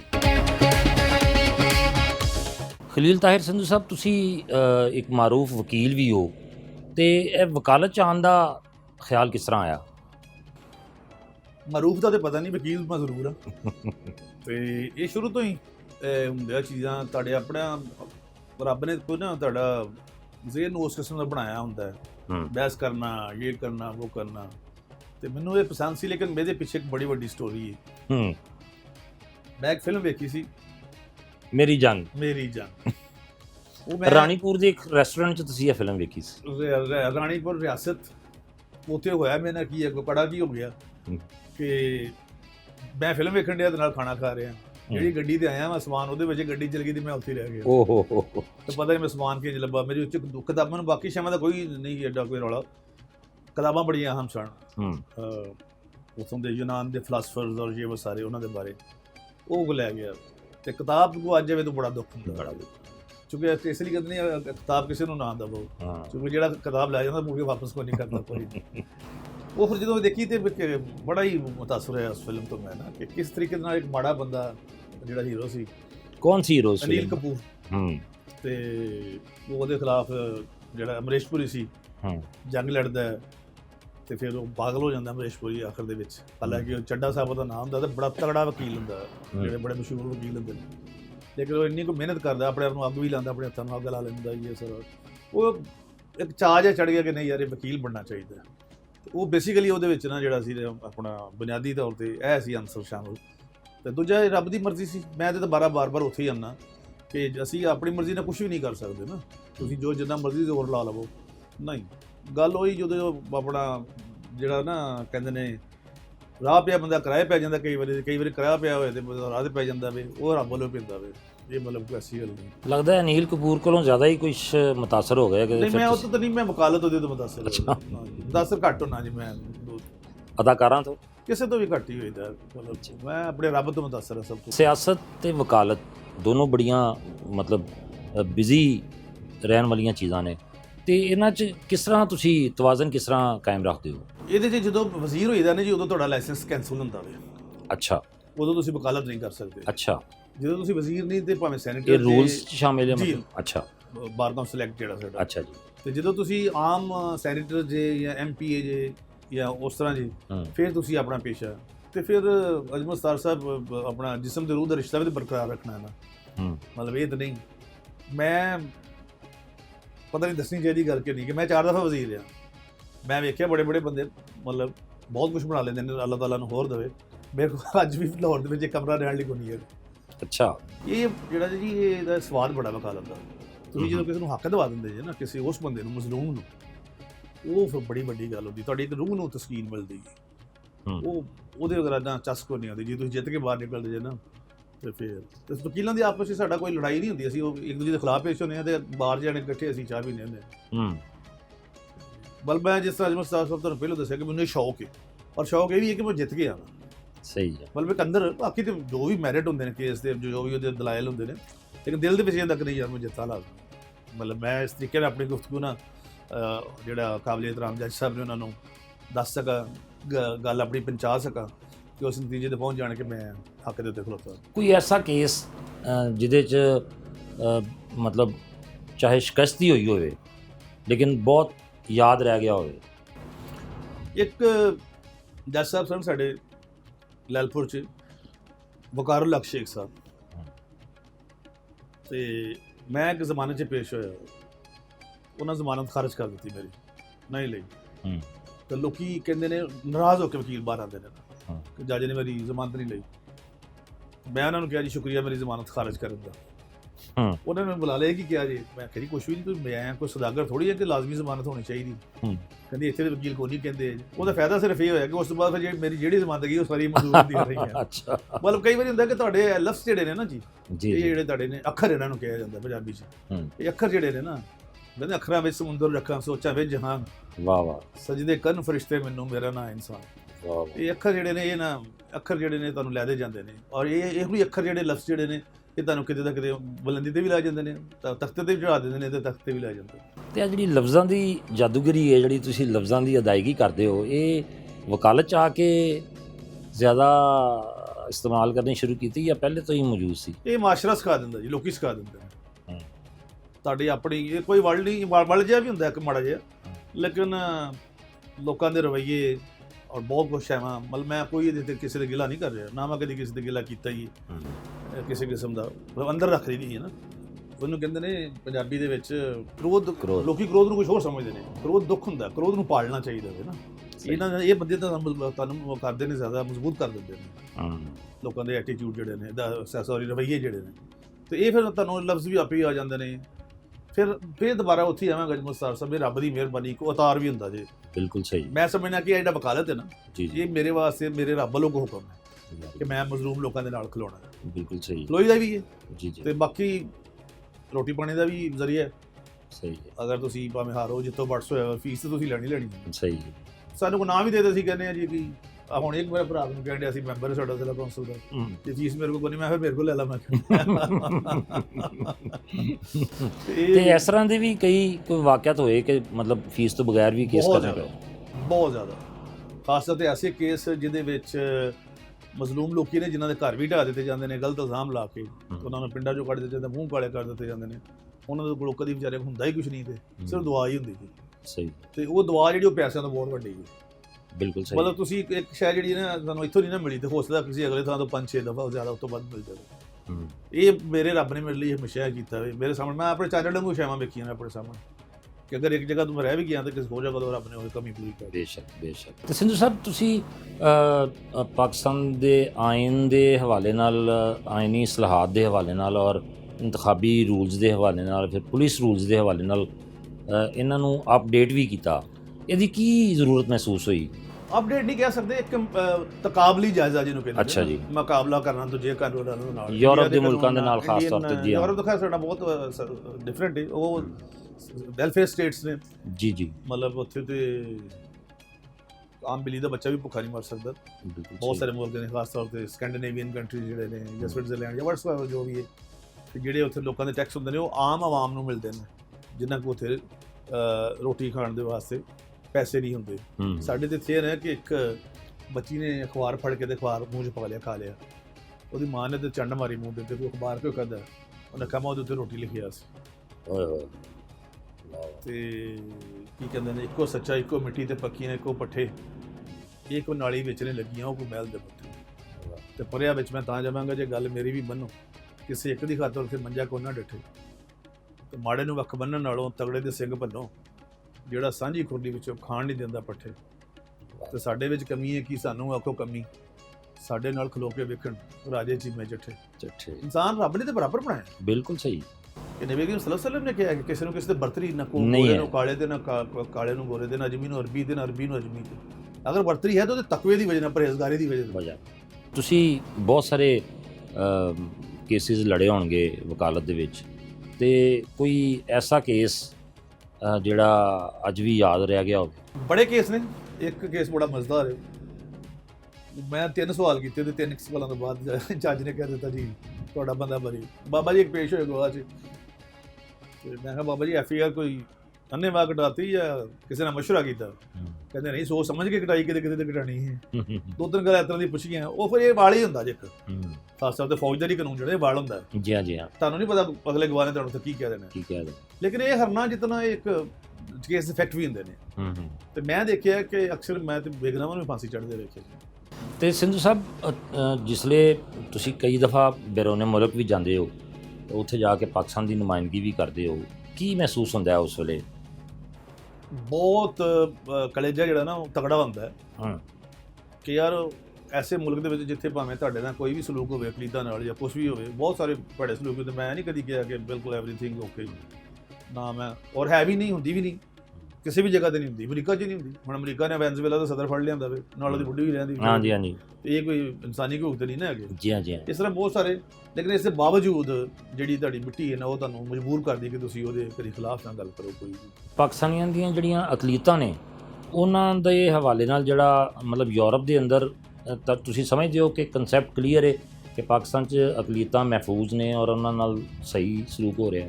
ਨਹੀਂ, ਉੱਥੇ ਬਹੁਤ ਸਾਰੇ ਲੋਕ ਨੇ ਜਿਹੜੇ ਪਾਕਿਸਤਾਨ 'ਚ ਵੀ ਰਿਪੋਰਟਸ ਜਾਂਦੀਆਂ ਨੇ। ਔਰ ਸਾਡੇ ਪ੍ਰਾਈਮ ਮਿਨਿਸਟਰ ਸਾਹਿਬ ਨੇ ਇੱਕ ਦਫਾ ਕਿਹਾ ਸੀ, ਜਿਹੜਾ ਮੀਡੀਆ ਨਾ ਤੁਹਾਡਾ ਜੀ, ਇਹ ਬਹੁਤ ਤੇਜ਼ ਹੈ ਔਰ ਇਹ ਬਲੈਸਿੰਗ ਵੀ, ਬਰਕਤ ਵੀ ਹੈ। ਮੈਂ ਸੋਸ਼ਲ ਮੀਡੀਆ ਦੀ ਗੱਲ ਨਹੀਂ ਕਰ ਰਿਹਾ, ਉੱਥੇ ਬੜੇ ਅਨਸੋਸ਼ਲ ਲੋਕ ਬੈਠੇ ਨੇ ਜਿਹੜੇ ਪਤਾ ਨਹੀਂ ਕੀ ਕੁਛ ਐਵੇਂ ਲਿਖ ਦਿੰਦੇ ਨੇ, ਜਿਹੜਾ ਬੜੀ ਜ਼ਿਆਦਤੀ ਕਰਦੇ ਨੇ। ਤੇ ਲੇਕਿਨ ਇੱਕ ਗੱਲ ਹੈ ਕਿ ਉੱਥੇ ਜਿਹੜੇ ਵੀ ਸਾਡੇ ਪਾਕਿਸਤਾਨੀ ਰਹਿਣ ਦੇ ਨੇ ਈਵਨ ਉਹ ਵੀ ਉੱਥੇ ਜਾ ਕੇ ਬੜੇ ਹੀ ਖੁਸ਼ਹਾਲ ਨੇ। ਲੇਕਿਨ ਉਹਨਾਂ ਨੂੰ ਵਤਨ ਦੀ ਯਾਦ ਜ਼ਰੂਰ ਆਉਂਦੀ ਹੈ, ਲੇਕਿਨ ਇੱਕ ਤਰ੍ਹਾਂ ਦੀ ਜਿਹੜੀ ਨਾ ਵੈਲਫੇਅਰ ਸਟੇਟ ਜਿਹੜੀ ਹੁੰਦੀ ਹੈ ਉਹਦੇ ਵਿੱਚ ਇਹ ਕਿ ਤੁਹਾਡੇ ਕੋਲ ਰੋਟੀ ਖਾਣ ਲਈ ਪੈਸੇ ਨਹੀਂ ਦੋਗੇ ਤੁਹਾਨੂੰ ਸਟੇਟ ਦੇਗੀ।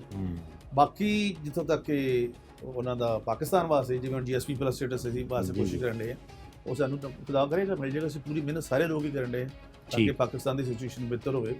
ਤੇ ਲੇਕਿਨ ਇਹ ਕਿ ਤਸੱਵਰ ਥੋੜਾ ਜਿਹਾ ਫਰਕ ਹੈ। ਲੇਕਿਨ ਇੱਕ ਗੱਲ ਹੈ, ਅਸੀਂ ਜੇ ਸਾਡਾ ਕੋਈ ਮਹਿਮਾਨ ਹੁੰਦਾ ਨਾ ਯੂਰਪ ਦੇ ਵਿੱਚ ਜਾਂ ਬਾਹਰੋਂ ਕੋਈ ਵੀ, ਮੈਂ ਅਕਸਰ ਜਾਂਦਾ ਇੱਥੇ ਉਹ ਵੀ ਆਉਂਦੇ ਨੇ, ਪਹਿਲਾਂ ਉਹਨਾਂ ਨੂੰ ਡਰਾਇਆ ਜਾਂਦਾ ਕਿ ਤੁਸੀਂ ਕਿੱਥੇ ਚਲੇ ਜੀ। ਉਹ ਜਦੋਂ ਇੱਥੇ ਆਉਂਦੇ ਨੇ ਫਿਰ ਜਾਣ ਨੂੰ ਉਹਨਾਂ ਦਾ ਦਿਲ ਨਹੀਂ ਕਰਦਾ, ਕਹਿੰਦੇ ਇਹ ਤਾਂ ਬੋਲੋ ਕੀ ਬੜਾ ਚੰਗਾ ਵੀ ਯਾਰ ਇੱਥੇ ਤੇ ਈਵਨ ਦੁਕਾਨਦਾਰ ਮਤਲਬ ਤੁਹਾਨੂੰ ਕੋਲ ਰੋਟੀ ਤੁਸੀਂ ਖਾਧੀ, ਰੋਟੀ ਦੇ ਪੈਸੇ ਲੈ ਕੇ ਗੋਰਾ ਆ ਗਿਆ। ਇਹ ਬੜਾ ਸਾਡੇ ਚ ਹਸਪੀਟੈਲਿਟੀ ਦਾ ਜਿਹੜਾ ਨਾ ਮਹਿਮਾਨ ਨਵਾਜ਼ੀ ਦਾ ਕਲਚਰ ਇਹਦੇ ਨਾਲ ਨਾਲੇ ਕਲਮੀਆਂ ਵੀ ਹੈ ਕਿ ਬੰਦਾ ਬਿਮਾਰ ਹੋਵੇ ਤਾਂ ਉਹਨੂੰ ਦਵਾਈ ਨਹੀਂ ਲਿਆ ਕੇ ਦੇਣੀ, ਜਿੱਧਰ ਮਰਜ਼ੀ ਕਹਿੰਦੇ ਕੱਲ੍ਹ ਦੀ ਰੋਟੀ ਸਾਡੇ ਵੱਲੋਂ।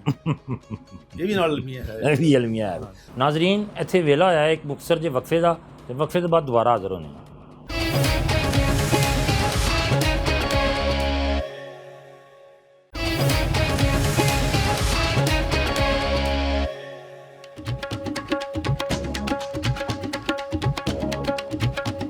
ਚੈਂਬਰ ਤੋਂ ਨਿਕਲ ਕੇ ਕੋਟ ਲਖਪਤ ਵਿੱਚ ਵਾਕਿਆ ਇੱਕ ਸੀਨੀਅਰ ਪਾਸਟਰ ਦੀ ਰਿਹਾਇਸ਼ਗਾਹ ਪਹੁੰਚੇ।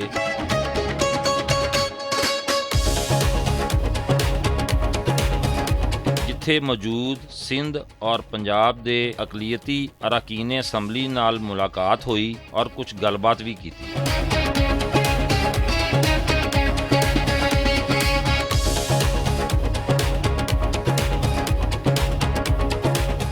ਨਾਜ਼ਰੀਨ, ਇਸ ਵੇਲੇ ਅਸੀਂ ਮੌਜੂਦ ਹਾਂ ਇਟਰਨਲ ਲਾਈਫ ਚਰਚ ਕੋਟ ਲਖਪਤ ਦੇ ਵਿੱਚ, ਤੇ ਜਿੱਥੇ ਸਾਡੇ ਨਾਲ ਮੌਜੂਦ ਨੇ ਸੀਨੀਅਰ ਪਾਸਟਰ ਅਨਵਰ ਫਜ਼ਲ ਸਾਹਿਬ।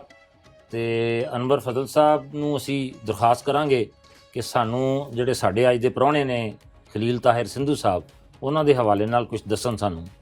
ਤੁਹਾਡੇ ਅੱਜ ਦੇ ਪ੍ਰਾਹੁਣੇ ਤਾਂ ਬੜੇ ਪਿਆਰੇ ਨੇ ਔਰ ਇਹਨਾਂ ਨਾਲ ਪੂਰੀ ਕੌਮ ਪਿਆਰ ਕਰਦੀ ਹੈ। ਤੁਸੀਂ ਵੇਖਦੇ ਵੀ ਜੇ ਕਿ ਸਾਡੇ ਹੀਰੋ ਨੇ, ਔਰ ਮੈਂ ਇਹਨਾਂ ਨੂੰ ਐਪਰੀਸ਼ੀਏਟ ਕਰਨਾ ਇਹਨਾਂ ਦੀ ਸਾਰੀ ਖਿਦਮਤ ਨੂੰ ਕਿ ਬੜਾ ਅੱਛਾ ਕੰਮ ਕਰ ਰਹੇ ਨੇ ਔਰ ਖੁਦਾ ਇਹਨਾਂ ਨੂੰ ਸੈਨੇਟ ਦੇ ਵਿੱਚ ਇਸਤੇਮਾਲ ਕਰ ਰਿਹਾ, ਪਹਿਲੇ ਪੰਜਾਬ 'ਚ ਇਸਤੇਮਾਲ ਕਰ ਰਿਹਾ ਸੀ। ਤੇ ਖਲੀਲ ਭਾਈ, ਸਾਨੂੰ ਤੁਹਾਡੇ ਤੇ ਬੜਾ ਮਾਣ ਹੈ। ਪਾਸਟਰ ਸਾਹਿਬ, ਤੁਸੀਂ ਕੀ ਸਮਝਦੇ ਹੋ ਕਿ ਖਲੀਲ ਤਾਹਿਰ ਸਿੰਧੂ ਸਾਹਿਬ ਚੁੱਕੇ ਸੈਨੇਟ 'ਚ ਵੀ ਮੌਜੂਦ ਨੇ ਜੀ, ਤੇ ਇਹ ਆਪਣੀ ਜਿਹੜੀ ਮਸੀਹੀ ਬਰਾਦਰੀ ਖਾਸ ਤੌਰ ਤੇ ਔਰ ਤਮਾਮ ਅਕਲੀਤਾਂ ਨੇ ਜਿਹੜੀਆਂ ਪਾਕਿਸਤਾਨ ਦੀਆਂ, ਉਹਨਾਂ ਦੇ ਹਕੂਕ ਵਾਸਤੇ ਆਵਾਜ਼ ਬੁਲੰਦ ਕਰ ਰਹੇ ਨੇ ਉੱਥੇ? ਜੀ, ਮੈਂ ਦੇਖਣਾ ਕਿ ਬੜਾ ਅੱਛੀ ਆਵਾਜ਼ ਚੁੱਕ ਰਹੇ ਨੇ ਪਾਰਲੀਮੈਂਟ ਦੇ ਵਿੱਚ, ਤੇ ਇਹਨਾਂ ਨੂੰ ਐਪਰੀਸ਼ੀਏਟ ਕੀਤਾ ਜਾ ਰਿਹਾ। ਨਾ ਸਿਰਫ ਮੈਂ ਕਰ ਰਿਹਾ ਬਲਕਿ ਪੂਰੀ ਕੌਮ ਕਰ ਰਹੀ ਹੈ। ਅਗਰ ਪਿਛਲੇ ਦਿਨਾਂ ਦੇ ਵਿੱਚ ਅਸੀਂ ਵੇਖੀਏ ਜਿਹੜੀਆਂ ਵੀ ਇਹਨਾਂ ਤਕਰੀਰਾਂ ਕੀਤੀਆਂ ਨੇ, ਉਹ ਤਕਰੀਰਾਂ ਦੇ ਵਿੱਚ ਅਸੀਂ ਵੇਖਦੇ ਹਾਂ ਕਿ ਇਹਨਾਂ ਆਪਣੀ ਕਮਿਊਨਿਟੀ ਨੂੰ ਅਪਲਿਫਟ ਕੀਤਾ। ਬਹੁਤ ਸਾਰੇ ਮੈਂ ਸੈਨੇਟ ਦੇ ਮੈਂਬਰ ਵੇਖਣਾ, ਉਹ ਕੋਈ ਆਵਾਜ਼ ਹੀ ਨਹੀਂ ਚੁੱਕਦਾ। ਬਹੁਤ ਸਾਰੇ ਲੋਕ ਮਫਾਦਾਤ ਕੇ ਲਈ ਆਪਣਾ ਜਿਹੜਾ ਆਪਣੇ ਫਾਇਦੇ ਲਈ ਗੱਲ ਕਰਦੇ ਨੇ, ਲੇਕਿਨ ਇਹਨਾਂ ਦੇ ਵਿੱਚ ਦਿਲ ਦੇ ਵਿੱਚ ਆਪਣੀ ਕੌਮ ਦਾ ਕੀ ਹੈ, ਦਰਦ ਹੈ। ਤੇ ਉਹ ਦਰਦ ਨੂੰ ਰੱਖਦਿਆਂ ਹੋਇਆ ਪਿਛਲੇ ਦਿਨਾਂ ਇਹਨਾਂ ਨੇ ਉੱਥੇ ਇਸਲਾਮਾਬਾਦ ਦੀਆਂ ਔਰ ਕੱਚੀ ਬਾਦੀਆਂ ਦੇ ਵਿੱਚ ਖੁਦ ਜਾ ਕੇ ਮੈਂ ਵੇਖਿਆ, ਵਿਜ਼ਿਟ ਕੀਤਾ, ਔਰ ਇਹ ਆਂਸੂਆਂ ਦੇ ਨਾਲ ਰੋ ਰਹੇ ਸੀ। ਤੇ ਇਹ ਹੀ ਇਹਨਾਂ ਦੀ ਕੌਮ ਦਾ ਦਰਦ ਹੈ। ਤੇ ਮੈਂ ਇਹਨਾਂ ਤੋਂ ਬੜਾ ਮੁਤਮਿਨ ਹਾਂ ਔਰ ਮੈਂ ਈਮਾਨ ਰੱਖਣਾ ਕਿ ਹੋਰ ਜ਼ਿਆਦਾ ਇਹ ਆਇੰਦਾ ਤੋਂ ਕੰਮ ਕਰਨਗੇ। ਬਹੁਤ ਬਹੁਤ ਸ਼ੁਕਰੀਆ ਪਾਸਟਰ ਸਾਹਿਬ। ਨਾਜ਼ਰੀਨ, ਸਾਡੇ ਨਾਲ ਇੱਥੇ ਖੁਸ਼ਕਿਸਮਤੀ ਨਾਲ ਮੌਜੂਦ ਨੇ ਸਿੰਧ ਅਸੈਂਬਲੀ ਦੇ ਡਿਪਟੀ ਸਪੀਕਰ ਨਵੀਦ ਐਂਥਨੀ ਸਾਹਿਬ, ਤੇ ਮੈਂ ਉਹਨਾਂ ਨੂੰ ਵੀ ਗੁਜ਼ਾਰਿਸ਼ ਕਰਾਂਗਾ ਕਿ ਸਾਨੂੰ ਤਾਹਿਰ ਖਲੀਲ ਸਿੰਧੂ ਸਾਹਿਬ ਦੇ ਹਵਾਲੇ ਨਾਲ ਥੋੜ੍ਹਾ ਜਿਹਾ ਦੱਸਣ। ਜੀ ਐਂਥਨੀ ਸਾਹਿਬ। ਮੈਂ ਇੰਡੋਜ਼ ਕਰਨਾ ਚਾਹਾਂਗਾ ਖਲੀਲ ਤਾਹਿਰ ਸਿੰਧੂ ਸਾਹਿਬ ਦੀ ਜਿੰਨੀ ਵੀ ਖਿਦਮਤ ਰਹੇ ਨੇ ਔਰ ਉਹਨਾਂ ਦੀ ਜਿਹੜੀ ਪੋਲੀਟੀਕਲ ਜਰਨੀ ਰਹੀ ਹੈ, ਉਹਦੇ 'ਚ ਉਹਨਾਂ ਜਿਹੜੀ ਵੀ ਉਹਨਾਂ ਨੂੰ ਖਿਦਮਤ ਵਾਸਤੇ ਅਸਾਈਨ ਕੀਤਾ ਗਿਆ, ਚਾਹੇ ਉਹ ਪੰਜਾਬ ਅਸੈਂਬਲੀ 'ਚ ਹੋਣ, ਉਹਨਾਂ ਬੜੇ ਅੱਛੇ ਤਰੀਕੇ ਨਾਲ, ਬੜੇ ਅਹਿਸਨ ਤਰੀਕੇ ਦੇ ਨਾਲ ਆਪਣੀ ਨਾ ਸਿਰਫ ਬਰਾਦਰੀ ਦਾ ਮੁਕੱਦਮਾ ਪੰਜਾਬ ਅਸੈਂਬਲੀ 'ਚ ਲੜਿਆ, ਬਲਕਿ ਹੁਕੂਮਤ ਵੱਲੋਂ ਜਿਹੜੀ ਜ਼ਿੰਮੇਵਾਰੀਆਂ ਉਹਨਾਂ ਨੂੰ ਵਜ਼ਾਰਤ ਦੀ ਸੂਰਤ 'ਚ ਦਿੱਤੀਆਂ ਗਈਆਂ ਸਨ, ਉਹਨਾਂ 'ਚ ਉਹਨਾਂ ਬਹੁਤ ਨਵੀਆਂ ਚੀਜ਼ਾਂ ਵੀ ਮੁਤਾਰਫ ਕਰਾਈਆਂ ਔਰ ਬੜੇ ਅੱਛੇ ਤਰੀਕੇ ਨਾਲ ਇਸ ਚੀਜ਼ ਨੂੰ ਪ੍ਰੂਵ ਕੀਤਾ ਹੈ ਕਿ ਇਸ ਮੁਲਕ 'ਚ ਰਹਿਣ ਵਾਲਾ ਹਰ ਸ਼ਹਿਰੀ ਅਗਰ ਉਹਨੂੰ ਮੌਕਾ ਦਿੱਤਾ ਜਾਏਗਾ ਤੇ ਉਹ ਡਿਲੀਵਰ ਕਰਨ ਵਾਸਤੇ ਆਪਣੀ ਬਿਹਤਰੀਨ ਸਲਾਹੀਅਤਾਂ ਦਾ ਇਸਤੇਮਾਲ ਕਰਨਾ ਜਾਣਦਾ ਹੈ।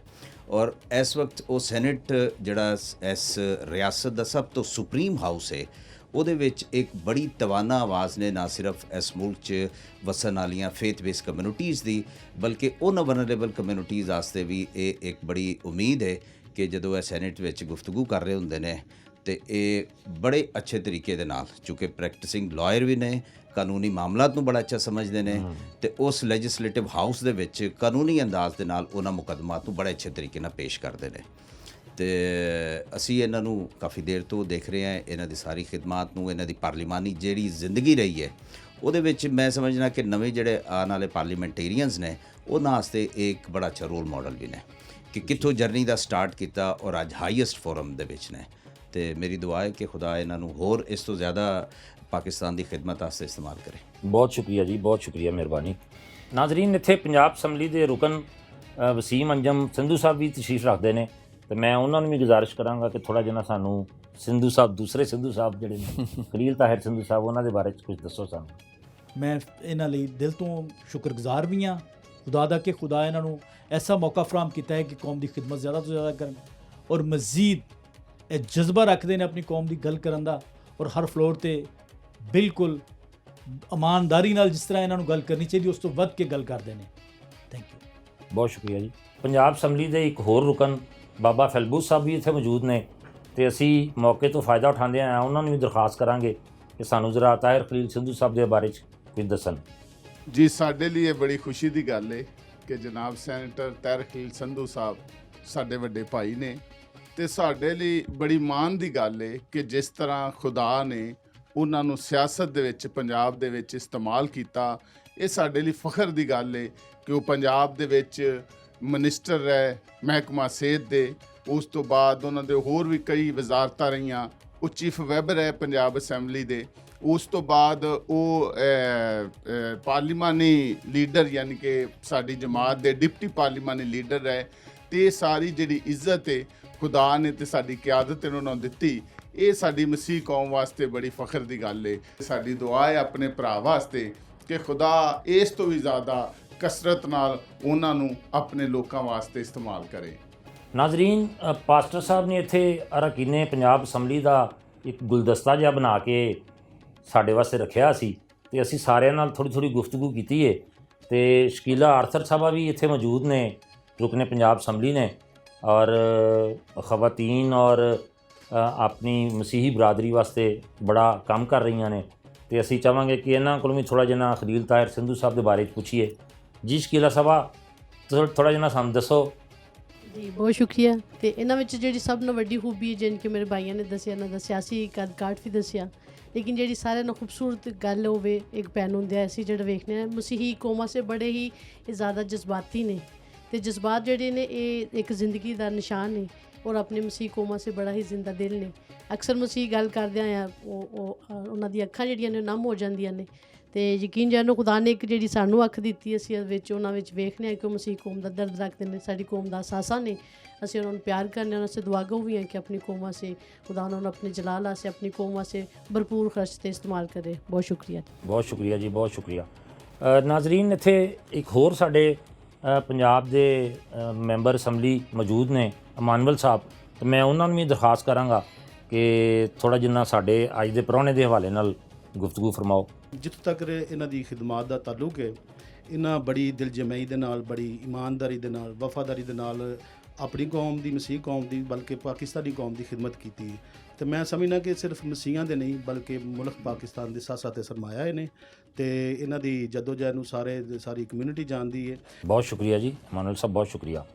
ਖਲੀਲ ਤਾਹਿਰ ਸੰਧੂ ਸਾਹਿਬ, ਪਾਕਿਸਤਾਨ ਦੇ ਅੰਦਰ ਜਿਹੜੇ ਚਰਚਿਜ਼ ਨੇ ਉਹਨਾਂ ਦੀ ਬਹਾਲੀ ਵਾਸਤੇ ਜਾਂ ਉਹਨਾਂ ਨੂੰ ਅਪਗ੍ਰੇਡ ਕਰਨ ਵਾਸਤੇ ਕੀ ਕਰ ਰਹੇ ਹੋ ਤੁਸੀਂ ਇਸ ਵੇਲੇ? ਦੂਜਾ, ਤੁਸੀਂ ਕਿਹਾ ਚਰਚਾ ਦੀ ਬਹਾਲੀ, ਸਾਡਾ ਜਿਹੜਾ ਸੈਨੇਟ ਇਹਦੇ ਸਿਰਫ 96 ਲੋਕ ਅਸੀਂ, ਮੈਂ ਇਕੱਲਾ ਕ੍ਰਿਸਚਨ ਸੈਨੇਟਰ ਹਾਂ। ਸਾਡੇ ਉੱਥੇ ਬਜਟ ਨਹੀਂ ਹੁੰਦਾ, ਲੇਕਿਨ ਇੱਥੇ ਸਾਡੇ ਸੀਐਮ ਸਾਹਿਬਾਂ ਨੇ ਇੱਕ ਮਿਸਾਲ ਕਾਇਮ ਕਰ ਦਿੱਤੀ ਹੈ, ਮਰੀਮ ਨਵਾਜ਼ ਸਾਹਿਬਾਂ ਨੇ ਅਕਲੀਦਾਂ ਨੂੰ ਫੰਡ ਦੇਣ ਦਾ। ਇੰਨਾ ਕੋਲ ਫੰਡ ਦੇ ਰਹੇ ਨੇ, ਉਹਨਾਂ ਨੇ ਕਿਹਾ ਕਿ ਮੇਰੇ ਸਿਰ ਦਾ ਤਾਜ ਨੇ ਔਰ ਜਿੱਥੇ ਵੀ ਇਹਨਾਂ ਨੂੰ ਫੰਡ ਚਾਹੀਦਾ, ਕੁਛ ਚਾਹੀਦਾ, ਹਰ ਚੀਜ਼। ਵੱਡੇ ਮੀਆਂ ਸਾਹਿਬ ਵੀ ਕਹਿੰਦੇ ਸਨ ਮੀਆਂ ਨਵਾਜ਼ ਕਿ ਮੇਰੀ ਡਿਕਸ਼ਨਰੀ 'ਚ ਅਕਲੀਦਾਂ ਦਾ ਲਫ਼ਜ਼ ਹੀ ਕੋਈ ਨਹੀਂ ਗਾ। ਇਹ ਬੜੀ ਵੱਡੀ ਗੱਲ ਹੈ ਔਰ ਇੰਨੀ ਕੋਈ ਖਿਦਮਤ ਕਰਨ ਦੇ ਨੇ, ਜਿੱਥੇ ਚਲੇ ਜਾਓ ਪਤਾ ਲੱਗਦਾ ਜੀ ਇਹ ਬਾਬਾ ਜੀ ਨੇ ਕੰਮ ਕਰਾਇਆ, ਵਸੀਮ ਅੰਜਮ ਸੰਧੂ ਸਾਹਿਬ ਕਰਾ ਰਹੇ ਨੇ, ਅਮਾਨਵਲ ਅਤਰ ਕਰਾ ਰਹੇ ਨੇ, ਸ਼ਕੀਲਾ ਕਰਾ ਰਹੀ ਕੰਮ, ਔਰ ਜਿਹੜੇ ਅਸੀਂ ਆਪਣੀ ਅੱਖਾਂ ਨਾਲ ਵੇਖਦੇ ਹਾਂ। ਪਾਕਿਸਤਾਨ ਵਿੱਚ ਇਹ ਤਾਂ ਬੜਾ ਕਿਹਾ ਸਾਨੂੰ ਜਾਂਦਾ ਹੈ ਕਿ ਤੁਹਾਡਾ ਦਫਾਅ ਲਈ ਬੜਾ ਕੰਮ ਹੈ, ਤੁਹਾਡਾ ਤਾਲੀਮ ਲਈ ਬੜਾ ਕੰਮ ਹੈ, ਤੁਹਾਡਾ ਆਪਣਾ ਹੈਲਥ ਵਾਸਤੇ ਬੜਾ ਕੰਮ ਹੈ। ਅੱਜ ਵੀ ਬੱਚਿਆਂ ਦਾ ਦਾਖਲਾ ਲੈਣਾ ਤੇ ਸਾਨੂੰ ਬਾਰ-ਬਾਰ ਫੋਨ ਆਉਂਦੇ ਨੇ ਕਿ ਸਿਸਟਰ ਪਲਾਰ ਨੂੰ ਮਿਲਣਾ ਕਿਸੇ ਤਰੀਕੇ ਨਾਲ, ਜਾਂ ਕੈਨੇਡਾ 'ਚ ਜਾਣਾ ਤੇ ਪਾਸਟਰ ਨੂਰਫਲ ਸਾਹਿਬ ਨਾਲ ਗੱਲ ਕਰੋ ਜੀ ਉੱਥੇ ਸਾਨੂੰ ਦਾਖਲਾ ਲੈ ਦੇਣ। ਅਸੀਂ ਚਾਹੁੰਦੇ ਹਾਂ ਕਿ ਸਾਨੂੰ ਅਸੀਂ ਜਿਹੜਾ ਕਾਜ਼ੀ ਆਜ਼ਮ ਮੁਹੰਮਦ ਅਲੀ ਜਿਨਾਹ ਨੇ ਫਰਮਾਇਆ ਸੀ ਨਾ 11 ਅਗਸਤ ਨੂੰ, ਉਹ ਵੀ ਗੱਲ ਮੰਨੀ ਜਾਵੇ, ਔਰ ਜਿਹੜਾ ਨਬੀ ਕਰੀਮ ਸੱਲੱਲਾਹੁ ਅਲੈहि ਵਸੱਲਮ ਨੇ ਫਰਮਾਇਆ ਸੀ ਕਿ ਕਿਸੇ ਨੂੰ ਕਿਸੇ ਦੀ ਬਰਤਰੀ ਹਾਸਲ ਕੋਈ ਨਹੀਂ, ਬੇਸ਼ੱਕ ਸਭ ਇਨਸਾਨ ਬਰਾਬਰ ਨੇ। ਤੇ ਉਸ ਵੇਲੇ ਅਗਰ ਬਰਾਬਰ ਨੇ ਤੇ ਫਿਰ ਸਾਨੂੰ ਬਰਾਬਰੀ ਦੇ ਮੌਕੇ ਵੀ ਹਰ ਥਾਂ ਤੇ ਮਿਲਣੇ ਚਾਹੀਦੇ ਨੇ। ਅਸੀਂ ਕਿਸੇ ਦੇ ਕੋਈ ਜਿਹੜਾ ਮਰਜ਼ੀ ਸਾਨੂੰ ਲੋਕ ਜੋ ਗਵਰਨਮੈਂਟ ਨੇ ਸਾਰੇ ਆਪਣੇ ਫੈਸਲੇ ਕਰਨੇ ਹੁੰਦੇ ਨੇ ਅਸੀਂ ਉਹਦੇ ਵਿੱਚ, ਲੇਕਿਨ ਅਸੀਂ ਗੁਜ਼ਾਰਿਸ਼ ਜ਼ਰੂਰ ਕਰ ਸਕਦੇ ਹਾਂ, ਬਲਕਿ ਸਾਡਾ ਰਾਈਟ ਹੈ। ਬਿਲਕੁਲ ਠੀਕ, ਬਿਲਕੁਲ ਉਹ ਠੀਕ। ਕਹਿੰਦਾ ਕਿ ਉਰਦੂ ਦਾ ਮਸ਼ੇਰ ਸੁਣਾ लगा ਤੁਹਾਨੂੰ ਪਹਿਲਾਂ कि मैं अपने ज़ख्मों को मालूम नहीं लिखूँगा, तुमको हर बात है मालूम नहीं लिखूँगा, और कितने ज़ालिम हो कि चुपचाप सहे जाते हो जुल्म, बुज़दिलों में तुम्हें मज़लूम नहीं लिखूँगा। ਵਾਹ ਵਾਹ, ਤੁਹਾਡਾ ਵੀ ਅਜਮਲ ਸਤਾਰ ਸਾਹਿਬ ਬਹੁਤ ਸ਼ੁਕਰੀਆ। ਪੰਜਾਬੀ ਦੇ ਵਿੱਚ ਉਹਨਾਂ ਕਿਹਾ ਕਿ ਸ਼ੀਸ਼ੇ ਉੱਤੇ ਧੂੜਾਂ ਜੰਮੀਆਂ ਤੇ ਕੰਧਾਂ ਝਾੜੀ ਜਾਂਦੇ ਨੇ, ਜਿਲਦਾਂ ਸਾਂਭ ਰਹੇ ਨੇ ਝੱਲੇ ਵਰਕੇ ਪਾੜੀ ਜਾਂਦੇ ਨੇ, ਵਾਹ ਵਾਹ, ਤੇ ਜਿਨ੍ਹਾਂ ਦੇ ਗਲ ਲੀਰਾਂ ਪਈਆਂ ਉਹਨਾਂ ਵੱਲ ਤੱਕਦੇ ਨਹੀਂ, ਕਬਰਾਂ ਉੱਤੇ ਤੇਲੇ ਜਿਹੜੀਆਂ ਚਾਦਰਾਂ ਚਾੜੀ ਜਾਂਦੇ ਨੇ। ਵਾਹ ਵਾਹ, ਤੇ ਦੁਸ਼ਮਣ ਦਾ ਇਹ ਹੱਕ ਮਲੇ ਸਿਆਹੀਆਂ ਮੇਰੇ ਸ਼ੀਸ਼ੇ ਤੇ, ਸਜਣਾ ਨੂੰ ਕੀ ਹੋਇਆ ਮੇਰੇ ਫੁੱਲ ਤਾੜੀ ਜਾਂਦੇ ਨੇ, ਤੇ ਉਹਨਾਂ ਦਾ ਵੀ ਤੁਸੀਂ ਰੱਬ ਹੈ ਇਹਦਾ ਜਵਾਬ ਦਿੰਦੇ। ਇੱਦਾਂ ਵਾਲੇ ਦਿਨ ਵੀ ਜਿਹੜੇ ਕਰਨ ਦਿਹਾੜੀ ਜਾਂਦੇ। ਬਹੁਤ ਮਿਹਰਬਾਨੀ ਤੁਹਾਡੀ। ਬਹੁਤ ਬਹੁਤ ਸ਼ੁਕਰੀਆ ਖਲੀਲ ਤਾਹਿਰ ਸੰਧੂ ਸਾਹਿਬ। ਅੱਜ ਦਾ ਸਾਰਾ ਦਿਨ ਅਸੀਂ ਤੁਹਾਡੇ ਨਾਲ ਗੁਜ਼ਾਰਿਆ, ਔਰ ਤੁਹਾਡੀਆਂ ਬੜੀਆਂ ਖੂਬਸੂਰਤ ਔਰ ਦਿਲਚਸਪ ਗੱਲਾਂ ਜਿਹੜੀਆਂ ਨੇ ਉਹ ਅਸੀਂ ਵੀ ਸੁਣੀਆਂ, ਔਰ ਸਾਨੂੰ ਪੂਰੀ ਉਮੀਦ ਹੈ ਕਿ ਸਾਡੇ ਵੇਖਣ ਵਾਲਿਆਂ ਨੂੰ ਵੀ ਪਸੰਦ ਆਉਣਗੀਆਂ। ਤੇ ਅਸੀਂ ਤੁਹਾਡਾ ਚੌਪਾਲ ਦੇ ਪ੍ਰੋਗਰਾਮ ਪ੍ਰਾਹੁਣੇ ਦੀ ਟੀਮ ਵੱਲੋਂ ਤੁਹਾਡਾ ਸ਼ੁਕਰੀਆ ਅਦਾ ਕਰਨੇ ਆ, ਤੇ ਬਹੁਤ ਬਹੁਤ ਸ਼ੁਕਰੀਆ ਜਨਾਬ ਦਾ।